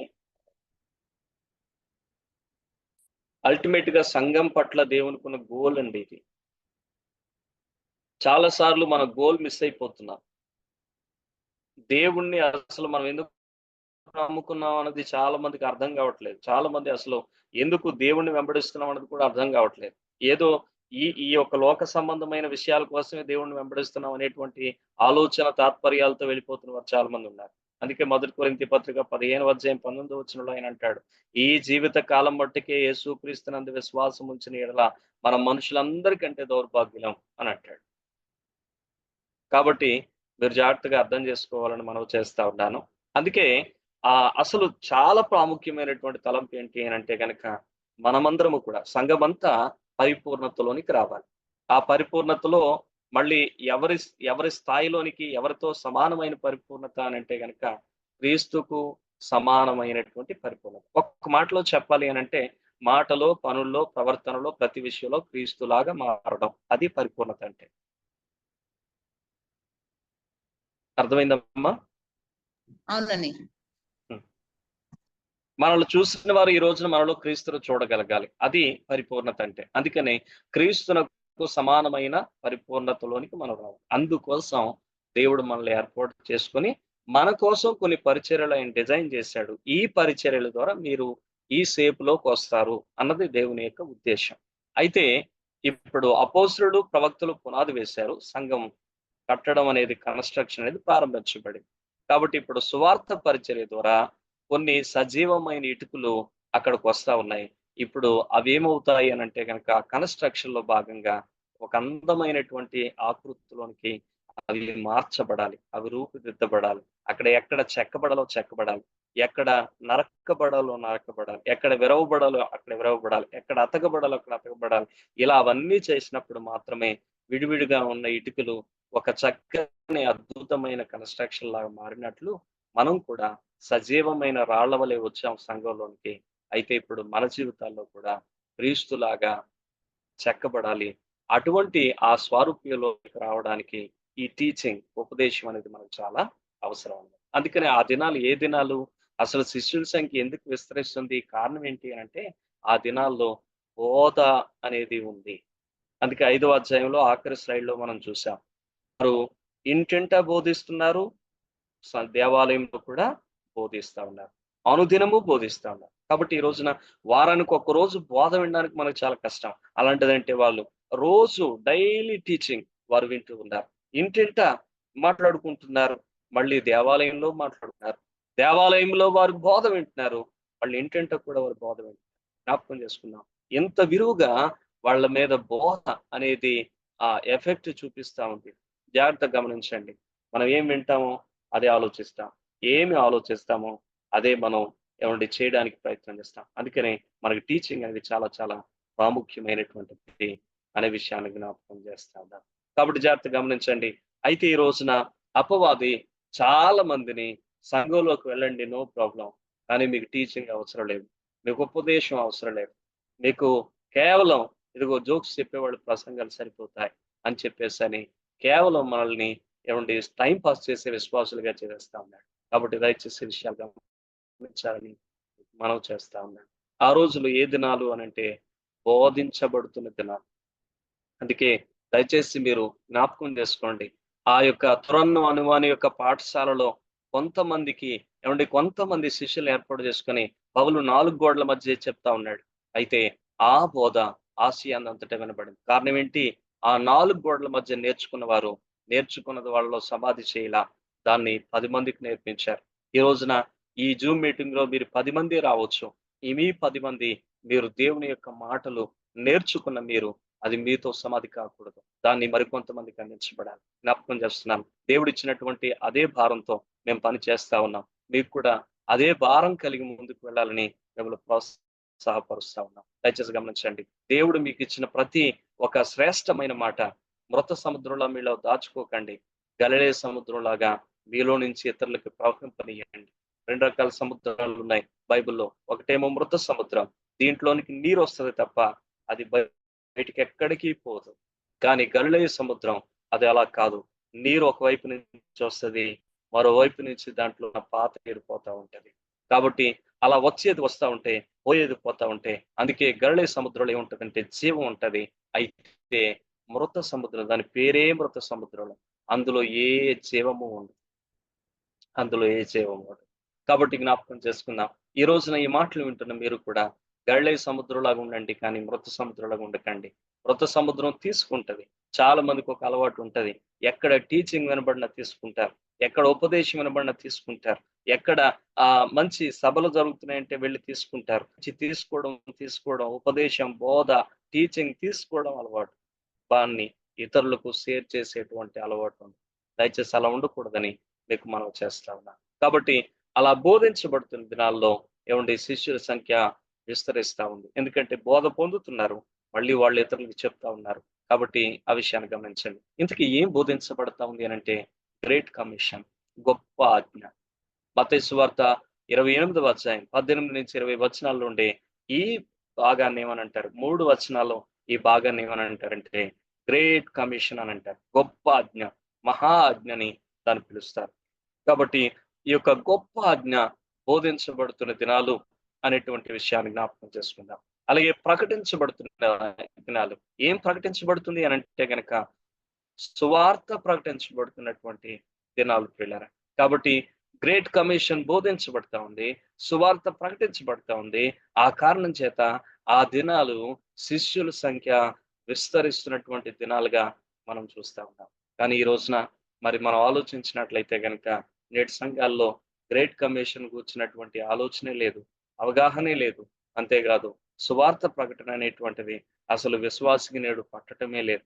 ఏమని అనుకుంటున్నారంటే చాలా మంది అది కేవలం సేవకుని యొక్క బాధ్యత అని చాలా మంది అనుకుంటున్నారు. కాబట్టి దయచేసి గమనించండి. ఆ దినాలు ఏ దినాలు? బోధించబడుతున్న దినాలు, ప్రకటించబడుతున్న దినాలు. ఏం బోధ? గ్రేట్ కమిషన్, గొప్ప ఆజ్ఞ. ఏం ప్రకటన? సువార్త ప్రకటన. కాబట్టి ఈ విషయాలు మీరు గమనించాలని మనం చేస్తా ఉన్నాం. అపోస్తుల కార్యం 5వ అధ్యాయం 42వ వచనం మనం చదివాం. ప్రతిదినము దేవాలయంలోను ఇంటింట మానక బోధించచ్చు యేసే క్రీస్తని ప్రకటించుచుండిరి అనే మాట ముగించిన తర్వాత ఆ రోజేం ప్రారంభించబడింది. అందుకే ఆ దినాల్లో శిష్యుల సంఖ్య విస్తరిస్తుంది అనేటువంటి విషయం చెప్పాడు. మీరు జాగ్రత్తగా ఆలోచించినట్లయితే 3వ అధ్యాయంలో నెంబర్ చెప్పాడు 3000 మందిని. 4వ అధ్యాయం 5వ అధ్యాయంలో కూడా నెంబర్ చెప్పుకుంటూ వచ్చాడు. కానీ 6వ అధ్యాయం దగ్గర నుంచి వచ్చిన తర్వాత ఇక కౌంట్ చేయలేకపోయారు. అందుకనే 6వ అధ్యాయం 1వ వచనంలో చెప్తా ఉన్న మాట ఏంటంటే ఆ దినాలు శిష్యుల సంఖ్య విస్తరిస్తున్న దినాలు. 1000 కాదు, 5000, 10,000 కాదు, మరి చాలా విస్తారమైనటువంటి సమూహం సంఘంలోనికి చేర్చబడతాం. ప్రతి దినము కూడా సంఘంలోనికి అనేక మంది చేర్చబడతా ఉంటున్నట్టే వారుగా ఉంటుంది. జ్ఞాపకం చేసుకుందాం పిల్లరా. ఒకవైపు హింస ఉంది, ఒకవైపు శ్రమ ఉంది, ఒకవైపు అధికారుల బెదిరింపు ఉంది. ఇన్ని పరిస్థితుల మధ్యలో కూడా సువార్త ఎక్కడ ఏమండి కుంటుపడలేదు, సువార్త ఎక్కడ ఏమండి చల్లారిపోలేదు. కానీ ఈ రోజుల్లో గమనిస్తే మరి మనం మనకున్న పరిస్థితులు బట్టి ఎంతో భారంతో ప్రార్థించవలసిన వారు. ఈ రోజున సువార్త ప్రకటన లేదు.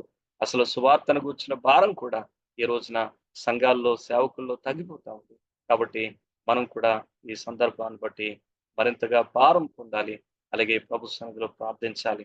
అవ్వా నశించే ఆత్మల కొరకైన భారం నాకు ఇవ్వండి మనం దేవుణ్ణి అడగవలసిన వారం ఉంటున్నాం. ఈ విషయాన్ని మీరు గమనించండి. శిష్యుల సంఖ్య ఎలా విస్తరించింది అని గనుక మీరు ఆలోచించినట్లయితే గ్రేట్ కమిషన్ దానికి కారణం అని మనం చూసాం. అప్పుడు బోధించబడుతుంది గొప్ప ఆజ్ఞ. కాబట్టి మీరు జాగ్రత్తగా గమనిస్తే అసలు ఏంటి ఈ గ్రేట్ కమిషన్, దీని గురించిన వివరాలు కొంచెం మనం చూద్దాం. అప్పుడున్న సంఘానికి ఇప్పుడున్న సంఘానికి ఏంటి వ్యత్యాసం? ఎందుకు ఆ రోజు సంఘం దినదినం ఎదుగుతా ఉంది, ఈ రోజు ఎందుకు సంఘం దినదినం నీరసించిపోతా ఉంది? కారణం ఏంటి అనేటువంటి విషయాల్ని కొంచెం మనం విశ్లేషించడానికి ప్రయత్నం చేద్దాం. మీరు జాగ్రత్తగా గమనిస్తే కనుక మొట్టమొదటిగా గ్రేట్ కమిషన్ అనేటువంటి దాని గురించి మనం ఆలోచన చేస్తే, గొప్ప ఆజ్ఞ గురించి మనం ఆలోచన చేస్తే దాంట్లో ఒక 4 విషయాలు మనం చూడగలుగుతున్నాం. అందులో మొదటి విషయం ఏంటంటే వెళ్ళాలి అనేటువంటిది. వెళ్ళు. నెంబర్ 2 రెండో విషయం ఏంటంటే గనక సువార్త ప్రకటించు, శిష్యులుగా చేయు అనేటువంటి విషయం.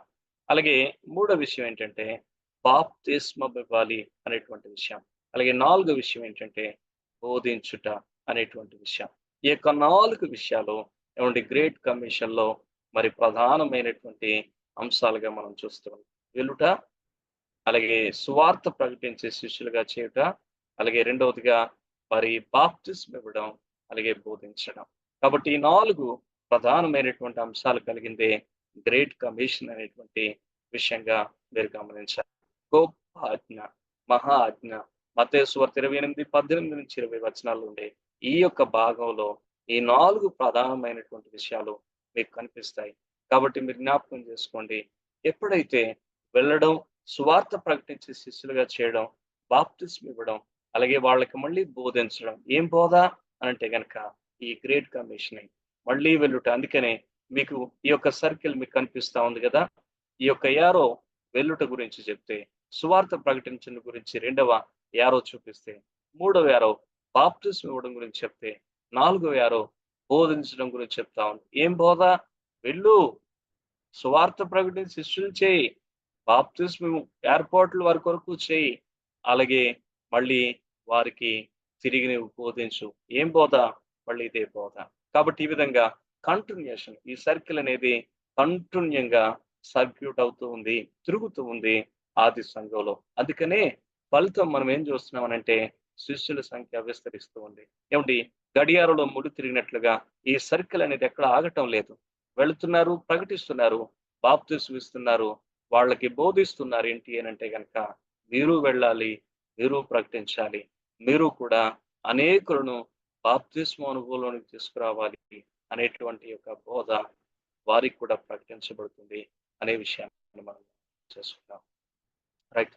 కాబట్టి ఈ విషయాలు మీరు జాగ్రత్తగా ఆలోచించాలని మనం చేస్తా ఉన్నాం. ఇక మీరు గమనిస్తే కనుక 2 మరియు 4 అంశాలు మనం సంపూర్ణంగా చేయటం లేదు, మనం సగమే పాటిస్తా ఉన్నాం. ఏంటి రెండవ విషయంలో ఉంది అని అంటే సువార్త ప్రకటించడం, శిష్యులు చేయడం. ఈ రోజుల్లో సువార్త ప్రకటన ఉంది, కానీ శిష్యత్వం ఎక్కడుంది? శిష్యులు చేసేటువంటి ఆ యొక్క ఆ శిష్యర్కపు విధానం ఎక్కడుంది? ఈ రోజున నేటి సంఘాల్లో శిష్యత్వం కనబడతా ఉందా? ఎంతమంది శిష్యర్కం చేయడానికి ఇష్టపడతా ఉన్నారు? ఒక్కసారి ఆలోచించండి. అందుకే నేటి సంఘాల్లో రెండవ అంశం సగమే చేయబడతా ఉంది. అలాగే 4వ అంశం బోధ. బోధ అయితే ఉంది, కాకపోతే ఏ బోధ లేదు. ఇదిగో గ్రేట్ కమిషన్ కూర్చున్నటువంటి బోధ నేటి సంఘాల్లో లేదు. దయచేసి గమనించాలి. ఈ విషయాన్ని మీరు ఆలోచించవలసిన వారే ఉంటారు. మీ అందరికీ చాలా వివరంగా గ్రేట్ కమిషన్ గురించి మనకున్న 5 సంఘాల్లో కూడా నేను మీకు చాలా వివరంగా స్క్రీన్ చూపిస్తూ మీకు ఎంతో వివరంగా చెప్పాను. అలాగే మీకు డయాగ్రామ్ వేసి మరి చెప్పాను. ఎలా సువార్త చెప్పాలో కూడా చెప్పాను. ఎవరి దగ్గరికి వెళ్ళాలో, ఎలా వెళ్ళాలో దానికి సంబంధించిన ప్లాన్స్ కూడా చెప్పాను. కాబట్టి జ్ఞాపకం చేస్తున్నాను, సంఘానికి ఈ యొక్క గ్రేట్ కమిషన్ గురించి క్లియర్ కట్ గా ఎంతో భారభరితమైన హృదయంతో మేము మీకు సందేశాన్ని అయితే పంచడం జరిగింది. జ్ఞాపకం చేసుకోండి. మేబీ మీరు రాసుకున్న పాత నోట్స్‌లు మీరు చూడగలిగితే దాంట్లో మీకు ఈ విషయాలు దొరుకుతాయి. అలాగే నేను మరోసారి ఈ వివరాలు మీకు మరికొంచెం జ్ఞాపకం చేయడానికి ప్రయత్నం చేస్తాను. ఓకే. శిష్యుల సంఖ్య ఎలా విస్తరించింది అనంటే గనక గొప్ప ఆజ్ఞ బోధించబడటం ద్వారా. ఏంటి గొప్ప ఆజ్ఞ? వెళ్ళుట, సువార్త ప్రకటించి శిష్యులు చేయట, బాప్తిస్మం ఇవ్వడం, అలాగే వాళ్ళకి మళ్ళీ గ్రేట్ కమిషన్ గురించే బాప్తిస్మం పొంది రక్షించబడిన ప్రతి ఒక్కరికి కూడా బోధ చేయటం అనేటువంటి దాన్ని మనం చూస్తాం. అయితే విశేషమైన విషయం ఏంటంటే అలా ప్రతి ఒక్కరూ గ్రేట్ కమిషన్ గురించి బోధించబడిన వారే ఎవరికి వారుగా వెళ్ళి, లేదా వారు ఏదో పని విషయంలో వెళుతూ, లేదా వారు ఉద్యోగానికి, వ్యాపారానికి, వ్యవసాయానికి వారు వెళుతూ వాళ్ళతో పాటు ప్రయాణిస్తున్న, లేదా వారి కొలీగ్స్‌కి వాళ్ళతో పని చేస్తున్న వారికి వారు ప్రకటన చేయటం ద్వారా ఏం జరిగింది అనంటే గనక సంఘములోనికి ప్రతి దినము కూడా నూతనమైనటువంటి వ్యక్తులు ప్రవేశించడం అనేటువంటిది జరిగింది. తద్వారా శిష్యుల సంఖ్య విస్తరించింది అనే విషయాన్ని గమనించండి. కేవలం 12 మంది ప్రకటించడం ద్వారా విస్తరించలేదు. సంఘమంతా పనిచేసింది గనక శిష్యుల సంఖ్య విస్తరించింది అనే విషయాన్ని మనం జ్ఞాపకం చేసుకోవాల్సిన వారమైంటున్నాం. కాబట్టి మరి ఈ రోజున మన సంఘాలలో మరి 2 మరియు 4 అంశాలు సంపూర్ణంగా జరగటం లేదు. కాబట్టి దాని విషయంలో మనము ఆలోచించాలి అనే విషయాన్ని జ్ఞాపకం చేస్తా ఉన్నాను. నేనైతే నా మట్టుకు నేను మీకు బోధించాను. మరి గ్రేట్ కమిషన్ గురించి చాలా సవివరంగా 2, 3 వారాలు టైం తీసుకొని వెళ్ళుట గురించి చెప్పాను. సువార్త ప్రకటించడం గురించి చెప్పాను. బాప్తిసం గురించి చెప్పాను. మళ్ళీ గ్రేట్ కమిషన్ కి సంబంధించినటువంటి ఉపదేశం అంతా చాలా వివరంగా నేను మీకు ఇవ్వడం జరిగింది. ఒకసారి జ్ఞాపకం చేసుకోవాలని మీకు మనం చేస్తాను. అలాగే మీరు గమనిస్తే నేటి సంఘానికి, ఆదిమ సంఘానికి ఉన్న వ్యత్యాసం ఏమిటో నేను చెప్పడానికి ప్రయత్నం చేస్తాను. మీరు జాగ్రత్తగా ఈ విషయాలు ఆలోచించండి. తమ్ముడు శివాజీ, నీకు నేను చెప్పలేదనుకుంటాను గ్రేట్ కమిషన్ గురించి. మేబీ నీవు నన్ను కలిసినప్పుడు నా జ్ఞాపకం చేస్తే నీకు కంప్లీట్ గా గ్రేట్ కమిషన్ కి సంబంధించినటువంటి ఒక చిన్న టీచింగ్ ఉంది. అది నీకు నేను ఒక 1 అవర్ ఇలా నాకు టైం ఇస్తే నేను నీకు చెప్పడానికి ప్రయత్నం చేస్తాను. మేబీ ఒకవేళ ఆల్రెడీ రేపు వస్తున్నావేమో, వచ్చినప్పుడు నాకు జ్ఞాపకం చెయ్యి. నేను నీకు ఖచ్చితంగా దానికి సంబంధించిన టీచింగ్ నేను చెప్పేస్తాను. మీరు జాగ్రత్త గమనించండి. నేటి సంఘం, ఆదిమ సంఘం రెండింటికున్న వ్యత్యాసాలు ఏంటి? ఆదిమ సంఘం ఎలా ఉంది? నేటి సంఘం ఎలా ఉంది?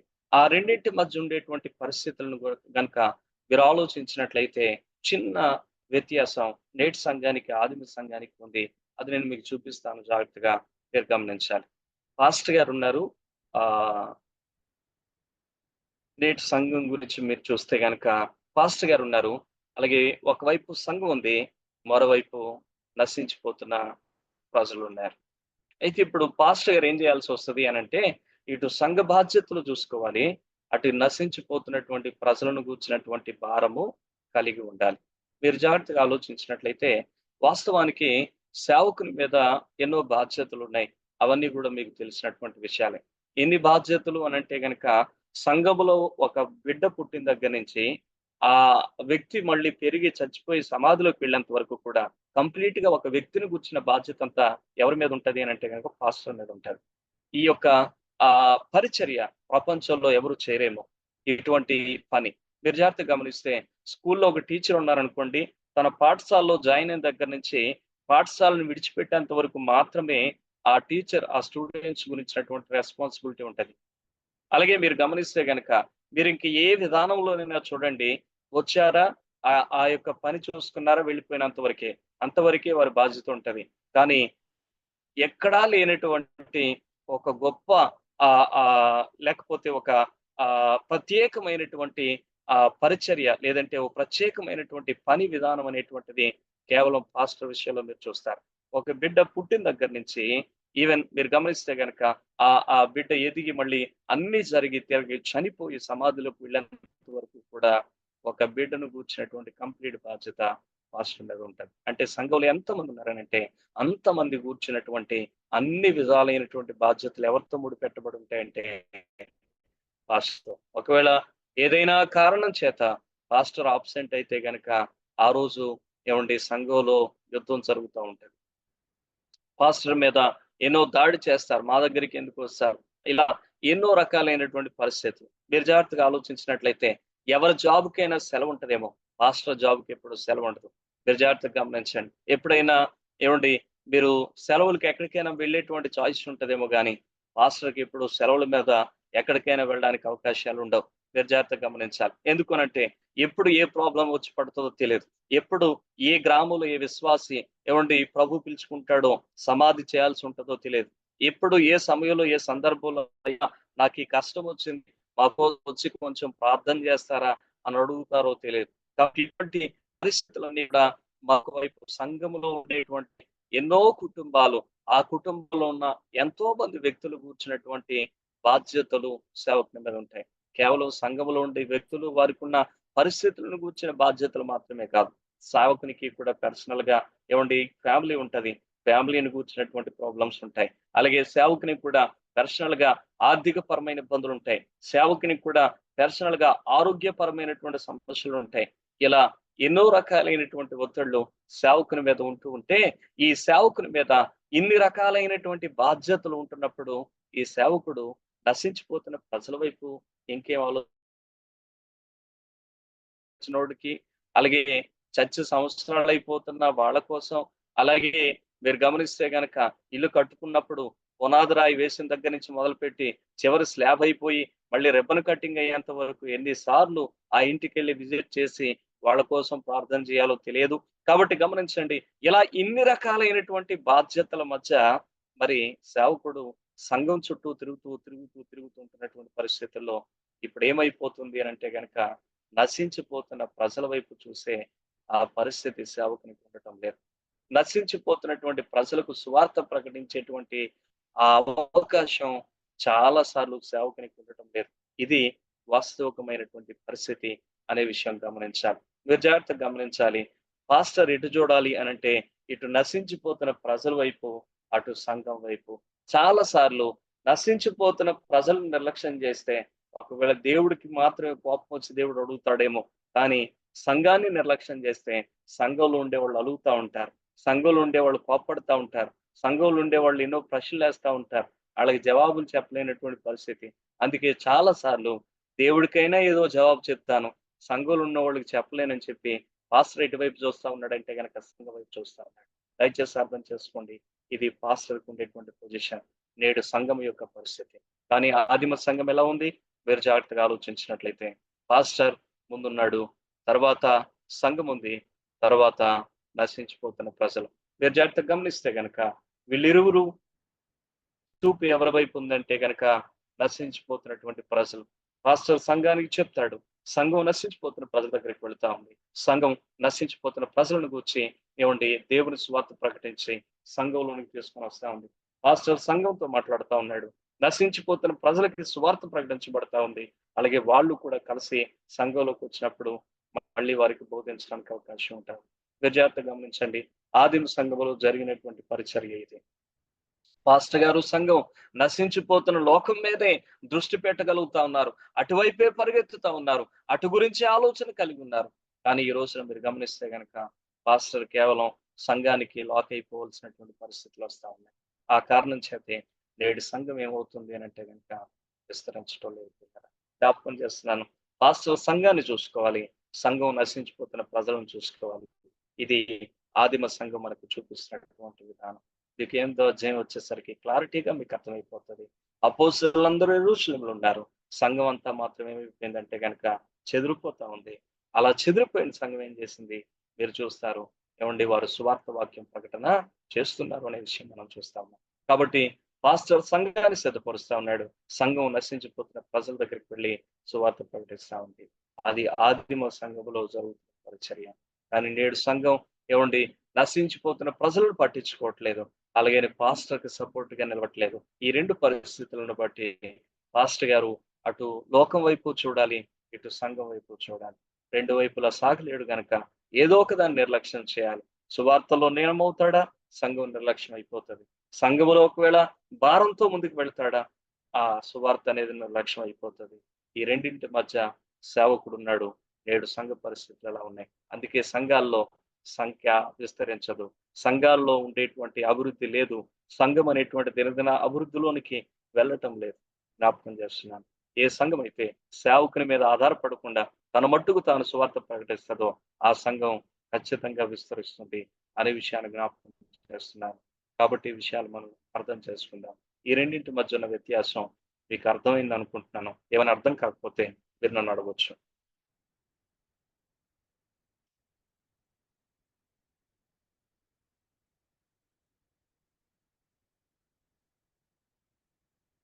అర్థమైందా? అర్థమైందండి.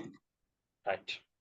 ఓకే. మరి ఈరోజు కనీసం ఈ యొక్క బోధన విన్న తర్వాత అయినా కానీ కనీసం మీరు ఎలా ఉండాలి అని అంటే గనక దేవుడు మీకు ఇచ్చినటువంటి సేవకులకి సపోర్టివ్ గా ఉండండి. మీరు వారి కొరకు ప్రార్థించండి.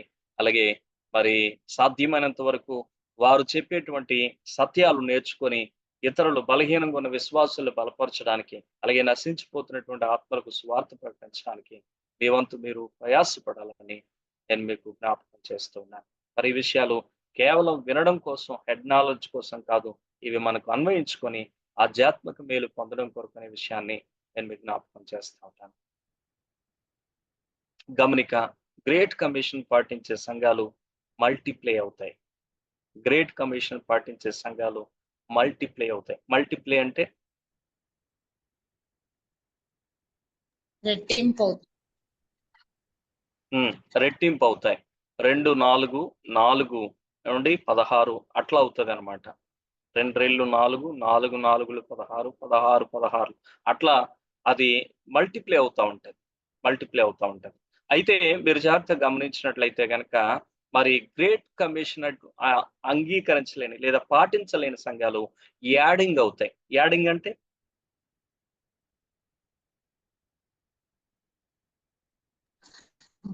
ఒకటికి ఒకటి కలుస్తాయి. ప్లస్ అన్నమాట. మీరు జాగ్రత్తగా గమనించండి. గ్రేట్ కమిషన్ పాటించే సంఘాలు ఇంటూ ఎక్కాలు తెలుసు కదా, ఇంటూ దాన్ని మల్టిప్లై అంటారు. మల్టిప్లై అవుతాయి. అలాగే మీరు జాగ్రత్తగా గమనిస్తే గ్రేట్ కమిషన్ పాటించినటువంటి సంఘాలు ప్లస్ సింబల్ తెలుసు కదా, ప్లస్ కలుపుకుంటాం. ఒకటికి ఒకటి కలుపుతాం అనమాట. అలాగా యాడింగ్ అవుతా ఉంటాయి అన్నమాట. కాబట్టి మీరు జాగ్రత్తగా గమనించండి. మరి మనము ఏ సంఘముగా ఉంటూ ఉన్నాం? మల్టిప్లై అవుతున్న సంఘంగా ఉంటే మనం గ్రేట్ కమిషన్ పాటించే సంఘం. ఆదిమ సంఘం వలె మనం ఉంటే మనం గ్రేట్ కమిషన్ పాటించే సంఘం. ఆదిమ సంఘం పాస్టర్ గారు సంఘాన్ని చూస్తే సంఘం నశించిపోతున్న ప్రజల వైపు చూసింది. ఇది ఆదిమ సంఘంలో మనకు కనబడుతున్నటువంటి సత్యం. 8వ అధ్యాయం 1-2 వచనాలు మీరు చూస్తే మీకు అర్థమవుతుంది. అలాగే మీరు జాగ్రత్తగా గమనించినట్లయితే కనుక సంఘము స్టార్టింగ్ స్టేజ్ లో అపోస్తలులు విరుగా సువార్త ప్రకటిస్తూ వచ్చారు. ఆ తదుపరి నుంచి మీరు గమనిస్తే సంఘాన్ని మరోవైపు సిద్ధపరుస్తూ సువార్త ప్రకటించే సమయం ఉన్నంత వరకు వారు చేస్తారు. ఆ తదుపరి మీరు గమనించినట్లయితే గనక సంఘంకి మరి కంప్లీట్ గా వాళ్ళకి గ్రేట్ కమిషన్ అర్థమైన తర్వాత వాళ్ళే బయటికి వెళ్ళి దేవుని యొక్క సువార్తను ప్రకటించడం ప్రారంభించారు. అందుకే గొప్ప ఆజ్ఞ పాటిస్తున్నటువంటి సంఘాలు మల్టిప్లై అవుతూ ఉన్నాయనేటువంటి విషయాన్ని మనం చూస్తున్నాం. ఇంటూ గుణించడం అనేటువంటి మల్టిప్లై అంటే గుణకారం. అలాగే మీరు గమనిస్తే గనక మరి గ్రేట్ కమిషన్ పాటించిన సంఘాలు అయితే యాడంగా అవుతాయి. అంటే +1+1 అన్నట్లుగా ఒక్కొక్కటి యాడ్ చేయబడుతూ ఉంటాయి అనే విషయాన్ని గమనించండి. మరి ఈ రోజున నేడు సంఘాలు, మన సంఘం ఎలా ఉంది ఒకసారి ఆలోచన చేద్దాం. జస్ట్ యాడింగ్ అవుతున్నట్లయితే మన సంఘంలో గ్రేట్ కమిషన్ అమల్లో లేదు. ఒకవేళ మల్టిప్లై అవుతున్నట్లయితే సంతోషం, గ్రేట్ కమిషన్ అమల్లో ఉందని అర్థం. కానీ 100కి 99% సంఘాలు ఏమండి కేవలం యాడింగ్ అవుతున్నాయి కానీ మల్టిప్లై అయితే అవటం లేదు. దానికి కారణం గ్రేట్ కమిషన్ అనేటువంటిది చాలా మందికి బోధించబడలేదు. మరికొంతమంది బోధ వింటున్నా దాన్ని పాటించే ప్రయత్నం చేయటం లేదు. ఈ విషయాన్ని మీరు జాగ్రత్తగా గమనించాలని మనం చేస్తా ఉన్నాం. శిష్యుల సంఖ్య ఎలా విస్తరించింది అనే విషయాన్ని మీరు చూస్తే మాదిరి సంఘం, నేటి సంఘం అంటే మల్టిప్లై గురించి నేను చెప్పాను కదా. మల్టిప్లై అయితే ఎలా ఉంటుందో, లేకపోతే నార్మల్ గా యాడింగ్ అయితే ఎలా ఉంటుందో మీకు చిన్న ఆ యొక్క టేబుల్ ద్వారా చూపించే ప్రయత్నం చేస్తాను. అలాగే ఆ రెండింటి మధ్య ఉన్న వ్యత్యాసం కూడా నేను మీకు చూపించడానికి ప్రయత్నం చేస్తాను. జాగ్రత్తగా గమనించండి. మాదిరి సంఘంలో ఒక్కరే ఉన్నారనుకోండి. అలాగే గ్రేట్ కమిషన్ పాటించిన సంఘం నేటి సంఘం అంటే ఆ నేటి సంఘంలో 10 మంది ఉన్నారు. మాదిరి సంఘం అంటే గ్రేట్ కమిషన్ పాటించే సంఘం. అలాగే నేటి సంఘం అంటే గ్రేట్ కమిషన్ పాటించలేని సంఘం అనేటువంటి విషయం మీరు గమనించాలి. అమ్మ అర్థమవుతుందా? నా మట్టుకు నేను చెప్పుకొని వెళ్ళిపోతున్నాను, మీరు ఎవరు మాట్లాడట్లేదు కనుక మీకు అర్థమవుతుందో లేదో నాకు తెలియట్లేదు. అర్థమవుతుందయ్యా, వింటున్నా. అర్థమవుతుంది. ఓకే. మాదిరి సంఘం అంటే గ్రేట్ కమిషన్ పాటించే ఆదిమ సంఘం లాంటి సంఘం అన్నమాట. నేటి సంఘం అని అంటే గ్రేట్ కమిషన్ పాటించలేనటువంటి సంఘం. ముందు స్లైడ్ లో రెండు పాయింట్లు చెప్పాను. గ్రేట్ కమిషన్ పాటించేది మల్టిప్లై అవుతుంది, గ్రేట్ కమిషన్ పాటించలేనిది యాడింగ్ అవుతుంది. అది మనం చిన్న టేబుల్ ద్వారాను ఒక డయాగ్రామ్ ద్వారాను చూడడానికి ప్రయత్నం చేద్దాం. ఇక్కడ మాదిరి సంఘంలో గ్రేట్ కమిషన్ పాటించే సంఘంలో ఒకే ఒక విశ్వాసం ఉన్నాడు.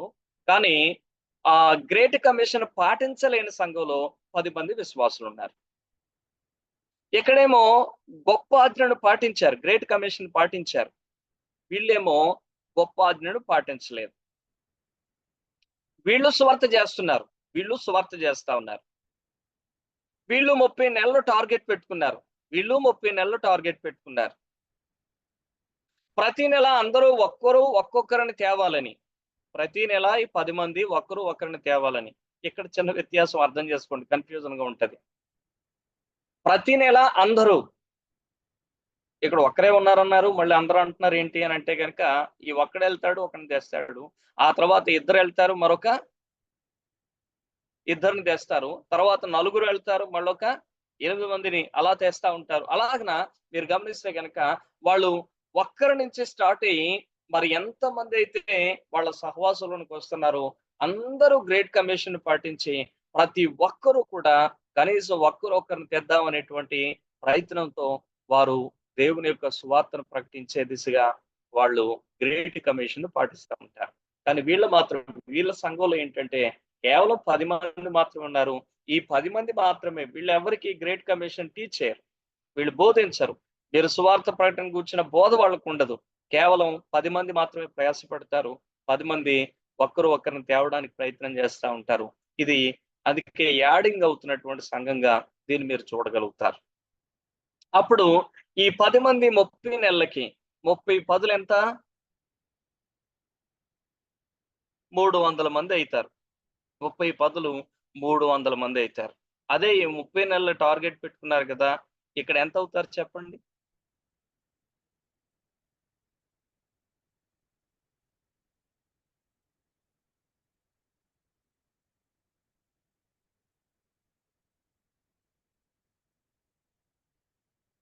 మీ ఆలోచన ప్రకారం, మీ అంచనా ప్రకారం ఎంతమంది అవ్వచ్చు ఇటువైపు?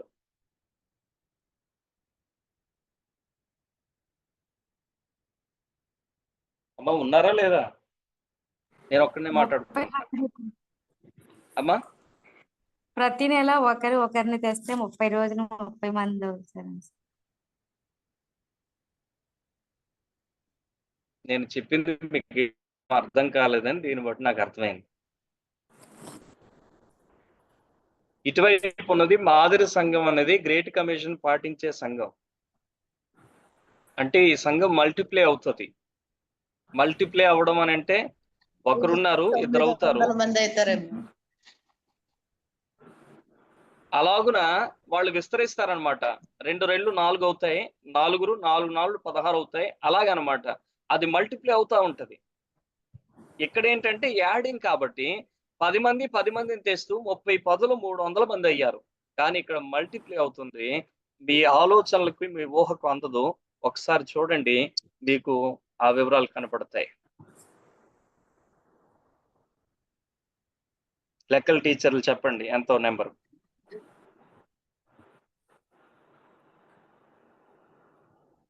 $53,68,70,912. అది అంత వ్యత్యాసం ఉంటది మల్టిప్లై సంఘానికి, యాడింగ్ సంఘానికి. ఆదిమ సంఘం మల్టిప్లై అయ్యింది, నేటి సంఘం యాడింగ్ అవుతా ఉంది. అందుకనే అంత వ్యత్యాసం ఉంది. చూడండి మీరు ఇక్కడ ఆ కౌంటింగ్ చూడండి.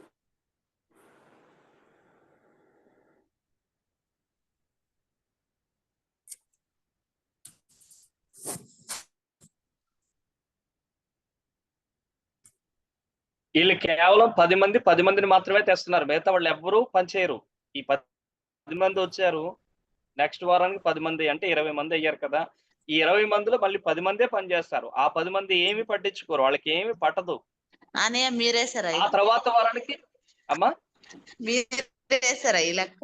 అవునమ్మా. నెలకు ఒక్కరిని కదా అన్నయ్య? అమ్మా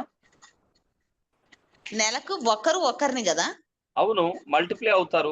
ఒకరిని తెచ్చారు, ఇద్దరిని తెచ్చారు. అందుకనే తర్వాత నెలలో 4 అయ్యారు, తర్వాత నెలలో 8 మంది అయ్యారు. 8 మంది మళ్ళీ 8 మందిని తెచ్చారు, తర్వాత నెలలో 16 మంది అయ్యారు. ఆ 16 మంది మరో సారీ, 16 మందిని తెచ్చారు. 30 days అనుకున్నాను, మీరు 30 months. అదేనమ్మా, ఒక్కొక్క నెలలో నెలకి ఒక్క మనిషి ఉన్నాడు. ఇక్కడ ఒక్కరే ఉన్నారు కదా. సరిపోయిందండి. ఈ ఒక్క వ్యక్తి ఫస్ట్ నెలలో ఒకరిని తెచ్చాడు కాబట్టి ఒకరు ఎంతమంది అయ్యారు? 2 అయ్యారు. ఇప్పుడు ఈ ఇద్దరు కలిసి మళ్ళీ ఒక్కొక్కరిని తెస్తే ఇద్దరు ఎంతమంది అయ్యారు? 4 అయ్యారు. 2 రెళ్ళు 4 అయ్యాయి కదా. అలాగే ఈ 4 మళ్ళీ ఎంతమంది తెచ్చారు? 4 మళ్ళీ ఒక్కొక్కరిని తెస్తే 4 + 4 8 అయ్యాయి కదా. 8 మంది అయ్యారు. అంటే ఇక్కడికి ఉన్న వ్యత్యాసం ఏంటంటే ఇక్కడ కేవలం 10 మందే పనిచేస్తారు, ఇక్కడ అందరూ పనిచేస్తారు. అది విషయం అన్నమాట. అందుకనే అందరూ అనే మాట ఇక్కడ పెట్టడం జరిగింది. కానీ ఈ 10 మంది అనేటువంటి మాట ఇక్కడ మీకు ఉందన్నమాట. అంటే ఇప్పుడు నేటి సంఘాలు ఎలా ఉన్నాయంటే ఎవరో ఒకరో, ఇద్దరో, ముగ్గురో, నలుగురో, 10 మందో భారం కలిగిన వాళ్ళు ఉంటారు. వీళ్ళు మాత్రమే సువార్త చెప్తారు, మిగతా వాళ్ళు ఎవరు చెప్పరు. మిగతా వాళ్ళు ఎంతమంది మీ జీవితంలో కనీసం ఒక ఆత్మను ప్రభు దగ్గర నడిపించినటువంటి అనుభవం ఎంతమందికి మీలో ఉంది? ఒకవేళ ఈ ప్రశ్న వేసుకొని మీకు మీరు చెక్ చేసుకోండి.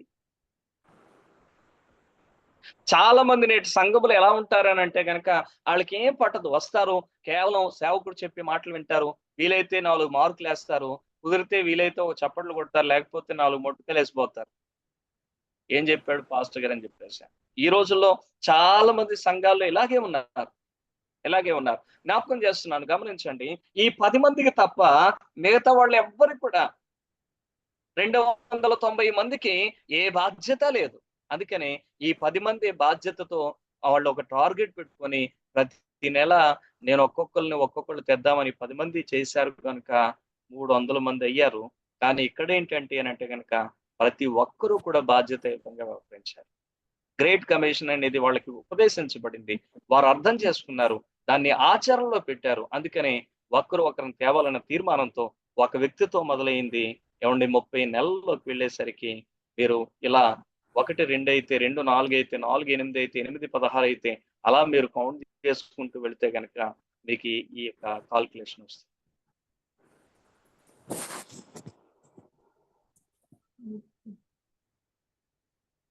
చింతమని చెప్పమ్మా. అర్థమైందా? నేను ప్రతి నెల అందరూ ఒకరిని తేవాలంట, అదే చూసుకున్నా కాబట్టి నాకు బొరక ఎక్కలే. ఇక్కడ అందరూ ప్రారంభంలో ఒకలే ఉన్నారు, కానీ ఒకరిని తెచ్చారు. 2వ నెలకి 2 అయ్యారు, ఇద్దరు మళ్ళీ ఒక 2ని తెచ్చారు. 3వ నెలకు 4 అయ్యారు, ఆ 4 మరొక 4ని తెచ్చారు. 4వ నెలకి 8 మంది అయ్యారు. అలా 30వ నెల వచ్చేసరికి ఎంతమంది అవుతారు అంటే మల్టిప్లేలో ఉండేటువంటి అద్భుతమైనటువంటి విధానం. కానీ ఇక్కడ మీరు చూస్తే కనుక కేవలం 10 మందికి ఆ 10 మందే 10 మందిని కలుపుకుంటున్నారు అంతే. కేవలం 10 మంది, మిగతా వాళ్ళు ఎవ్వరు కూడా పని చేయట్లేదు. అదే అందరూ పని చేస్తే మల్టిప్లై అవుతుంది. కేవలం ఒకరో, ఇద్దరు, ముగ్గురు, నలుగురు పని చేస్తే అది యాడింగ్ అవుతుంది. కాబట్టి ఈ రోజున నేటి సంఘాలు ఈ యాడింగ్ అవుతున్న సంఘాలుగా ఉన్నాయి కానీ మల్టిప్లై అవుతున్నటువంటి సంఘాలుగా లేవు. కారణం ఏంటంటే సంఘంలో ఉన్న వారందరూ పనిచేశారు. ఆదిమ సంఘం, మాదిరి సంఘం. కానీ ఈ రోజున మరి సంఘంలో ఉన్న వాళ్ళందరూ పనిచేయట్లేదు, కేవలం ఒకరో ఇద్దరు పనిచేస్తాం. అటు సేవకుడికి పనిచేసే అవకాశం లేదు, ఇటు సంఘం పనిచేయటం లేదు. ఆ కారణం చేత ఏమైపోతుంది అంటే కనుక సంఘం కుంటుపడిపోతా, దినదినము నీరసించిపోతా ఉంది, సన్నగిలిపోతా ఉంది. దయచేసి అర్థం చేసుకోండి. మన సంఘం బతుకుంది అని అంటే సువార్త ప్రకటన అనేది ఖచ్చితంగా ఉండాలి. ఆ ప్రకటన చేసేటువంటి బాధ్యత సంఘంలో ఉన్న ప్రతి ఒక్కరికి ఉండాలి. గుర్తుపెట్టుకోండి, చాలా మందికి ఎలా అలవాటు అయిపోయిందంటే సువార్త ప్రకటిద్దామని ఒక రోజు ఒక ప్రత్యేకంగా ఒక అనౌన్స్మెంట్ వచ్చి సేవకుడు, సంఘము అందరూ కూడా ఈ రోజు వెళ్దామని చెప్పి అలా చెబితే సువార్త అనుకుంటారు. అది కాదు. గ్రేట్ కమిషన్ బోధ అది కాదండి. నువ్వు నీ డ్యూటీ పని మీదే వెళ్ళాలి, నీ డ్యూటీకి నువ్వు వెళ్తావు. నువ్వు వెళ్తూ బస్సులో నీతో ప్రయాణం చేసినోడికి చెప్పాలి. లేకపోతే కనుక నీ డ్యూటీ నువ్వు చేస్తున్నటువంటి సమయంలో నీ కొలీగ్ లేకపోతే నీ పక్కన ఉండేటువంటి వ్యక్తికి నీతో ఆ వ్యక్తి మాట్లాడుకోవడానికి టీ టైంలోనో లేకపోతే ఏదో టైంలో ఒక 10 నిమిషాలు పావుగంట సమయం దొరికింది, అటువంటి టైంలో చెప్పాలి. అలాగున ఏంటి అని అంటే గనక నీ డ్యూటీ నువ్వు చేసుకుంటే, నీ పనులు నువ్వు చేసుకుంటే, నీ అవసరం కోసం నువ్వు ప్రయాణిస్తూనే నీవు దేవుని సువార్త చెప్పాలి. అది సువార్త ప్రకటనటువంటి విధానం. అంతేగాని చాలా మందికి ఏంటంటే సువార్త పెట్టడం లేదండి మా సంఘంలో, పెట్టుంటే గనక మేమంతా వెళ్తాం అని అంటారు. సువార్త పెడితే వెళ్ళడం కాదు. అలాంటి అటువంటి ఆలోచనల్లో చాలా మంది ఆగిపోతున్నారు. అట్టి ఆలోచనలతో ఈ రోజు ముందుకెళ్ళడానికి అవకాశాలు లేవు. దయచేసి అర్థం చేసుకోండి. ఇండివిడ్యువల్ గా ప్రతి ఒక్కరూ కూడా నువ్వు నీ పని మీదే ఎళ్ళు. వెళుతున్నప్పుడు నీకెవరో కలుస్తారు. ఆ వ్యక్తి కోసం నువ్వు సువార్త ప్రకటించు. అలాగే మీకు గ్రేట్ కమిషన్ గురించి మేబీ దీంట్లో ఏమైనా అవకాశం ఉంటే చెప్తాను. లేకపోతే అంతకుముందు నేను మీకు చెప్పాను కనుక మీరు ఎలాగ ప్లాన్ చేసుకోవచ్చు, ఎలాగున వారికి సువార్త ప్రకటించవచ్చు, ఈ విషయాలన్నీ కూడా నేను మీకు చెప్పాను. మళ్ళీ మీకు అవసరమైతే నేను మీకు జ్ఞాపకం చేయడానికి ప్రయత్నం చేస్తాను. దయచేసి ఈ విషయాలు గమనించాలని మీకు మనం చేస్తాను. జీవించుచున్న సంఘం వాక్యానుసారంగా ఎదుగుతుంది, విస్తరిస్తుంది. ఈ రెండూ లేని సంఘం చచ్చిన సంఘం. బతుకున్న సంఘం వాక్యానుసారంగా ఎదుగుతుంది. ఏమండి, బతుకున్నప్పుడు మనం పెరుగుతామా పెరగమా?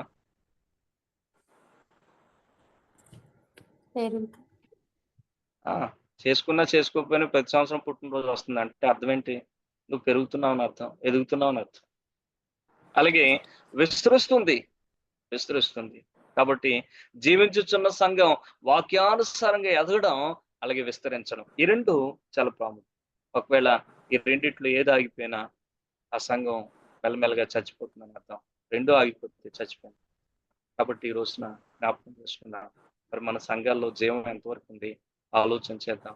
ఒకవేళ జీవం లేకపోవడానికి మనం కారణం కదా, ఆలోచిద్దాం. మరి ఇప్పుడు మనం సరి చేసుకుంటాం. మరి అయ్యా నా సంఘం చచ్చిపోవడానికి నేనే కారణం అయిపోతున్నానని నువ్వు ఎప్పుడు రిలీజ్ అవుతావు? మరి నీ జీవితాన్ని ఎప్పుడు సరి చేసుకుంటావు? ప్రభు సన్నిధిలో ఒకసారి మనం ఆలోచన చేద్దాం. మరి విషయాలు మనకు అప్లై చేసుకుంటూ మరి ప్రభు సన్నిధిలో ప్రార్థన చేద్దాం. మరి ఇంతటితో నేను ఆపుతున్నాను.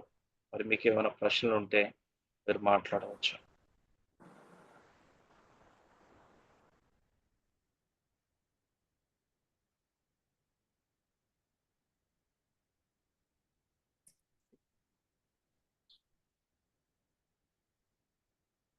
చాలా మంది ఉన్నారు, మీరేం మాట్లాడలేదు ఈరోజు. హేమలత ఏం మాట్లాడలేదు, ఏం అర్థమైందో లేదో తెలియదు. హేమంత్ కుమార్ ఎవరు? హేమలత కదా? హేమలత రాలేదు అయ్యారు.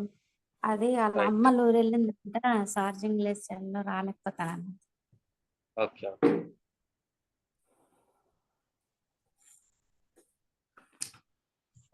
ఎవరు హేమంత్ కుమార్ అన్నారు? వీళ్ళ పేరు రైట్. ఓకే, ఏమైనా ప్రశ్నలు ఉన్నాయా ఇంతవరకు విన్న దాంట్లో? మీరు ఏమి మాట్లాడకపోతే ఏమి నేర్చుకోవడానికి అవదు. మీరు మాట్లాడితేనే ఏమైనా నేర్చుకోగలరు.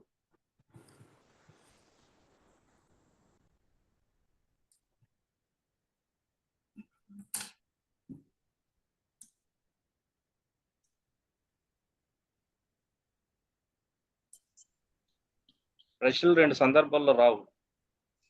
అంతా అర్థమైపోతే రావు, లేకపోతే ఏమి అర్థం కాకపోతే రావు. కాబట్టి మీరు అంతా అర్థమై ప్రశ్నలు అడగట్లేదా, ఏమి అర్థం కాక అడగట్లేదా? నాకేం అర్థం అవ్వట్లేదు.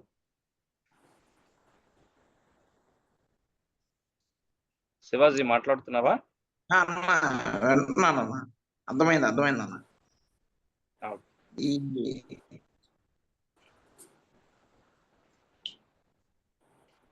ఈ గ్రేట్ కమిషన్ కోసం త్వరలో చెప్తారా నాకు మెటీరియల్?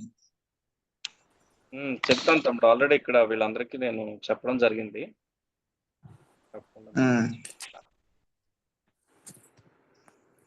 అది చాలా అవసరం, చాలా చాలా ప్రాముఖ్యం. ఓకే అన్న. మీరు ఎవరు మాట్లాడకపోతే మరి ప్రార్థన చేసుకుందాం. ఎవరైనా ఒకరు ప్రార్థన చేయండి. ఇంతవరకు విన్న విషయాలను బట్టి మీకు ఏం అర్థమైందో, ఏం నేర్చుకున్నారో, దేవుడు ఏం నేర్పించాడు, ఏ మాటకు లోబడాలని దేవుడు చెప్తా ఉన్నాడు, దాన్ని బట్టి ప్రభు సన్నిధిలో ప్రార్థించండి. ఎవరైనా ప్రార్థన చేయండి.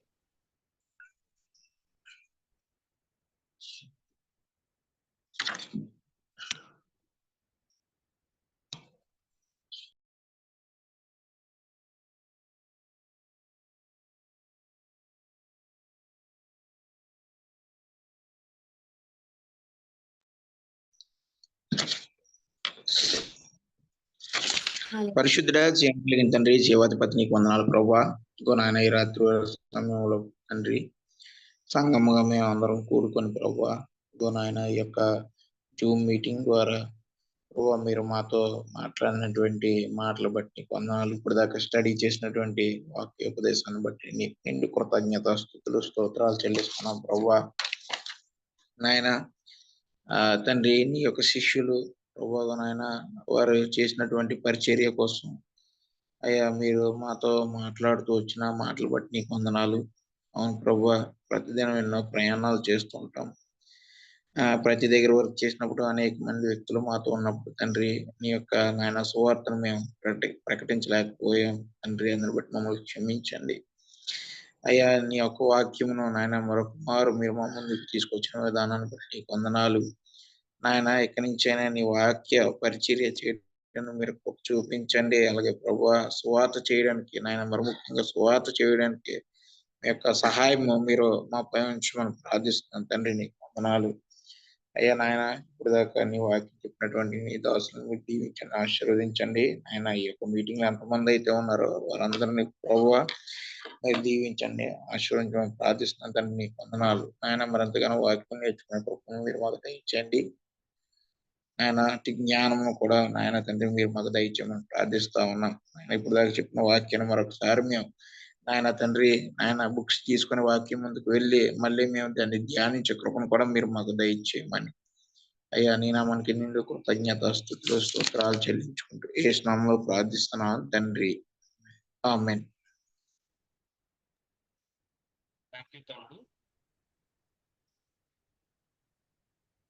Thank you. అందరికీ వందనాలు. వందనాలు. ప్రైజ్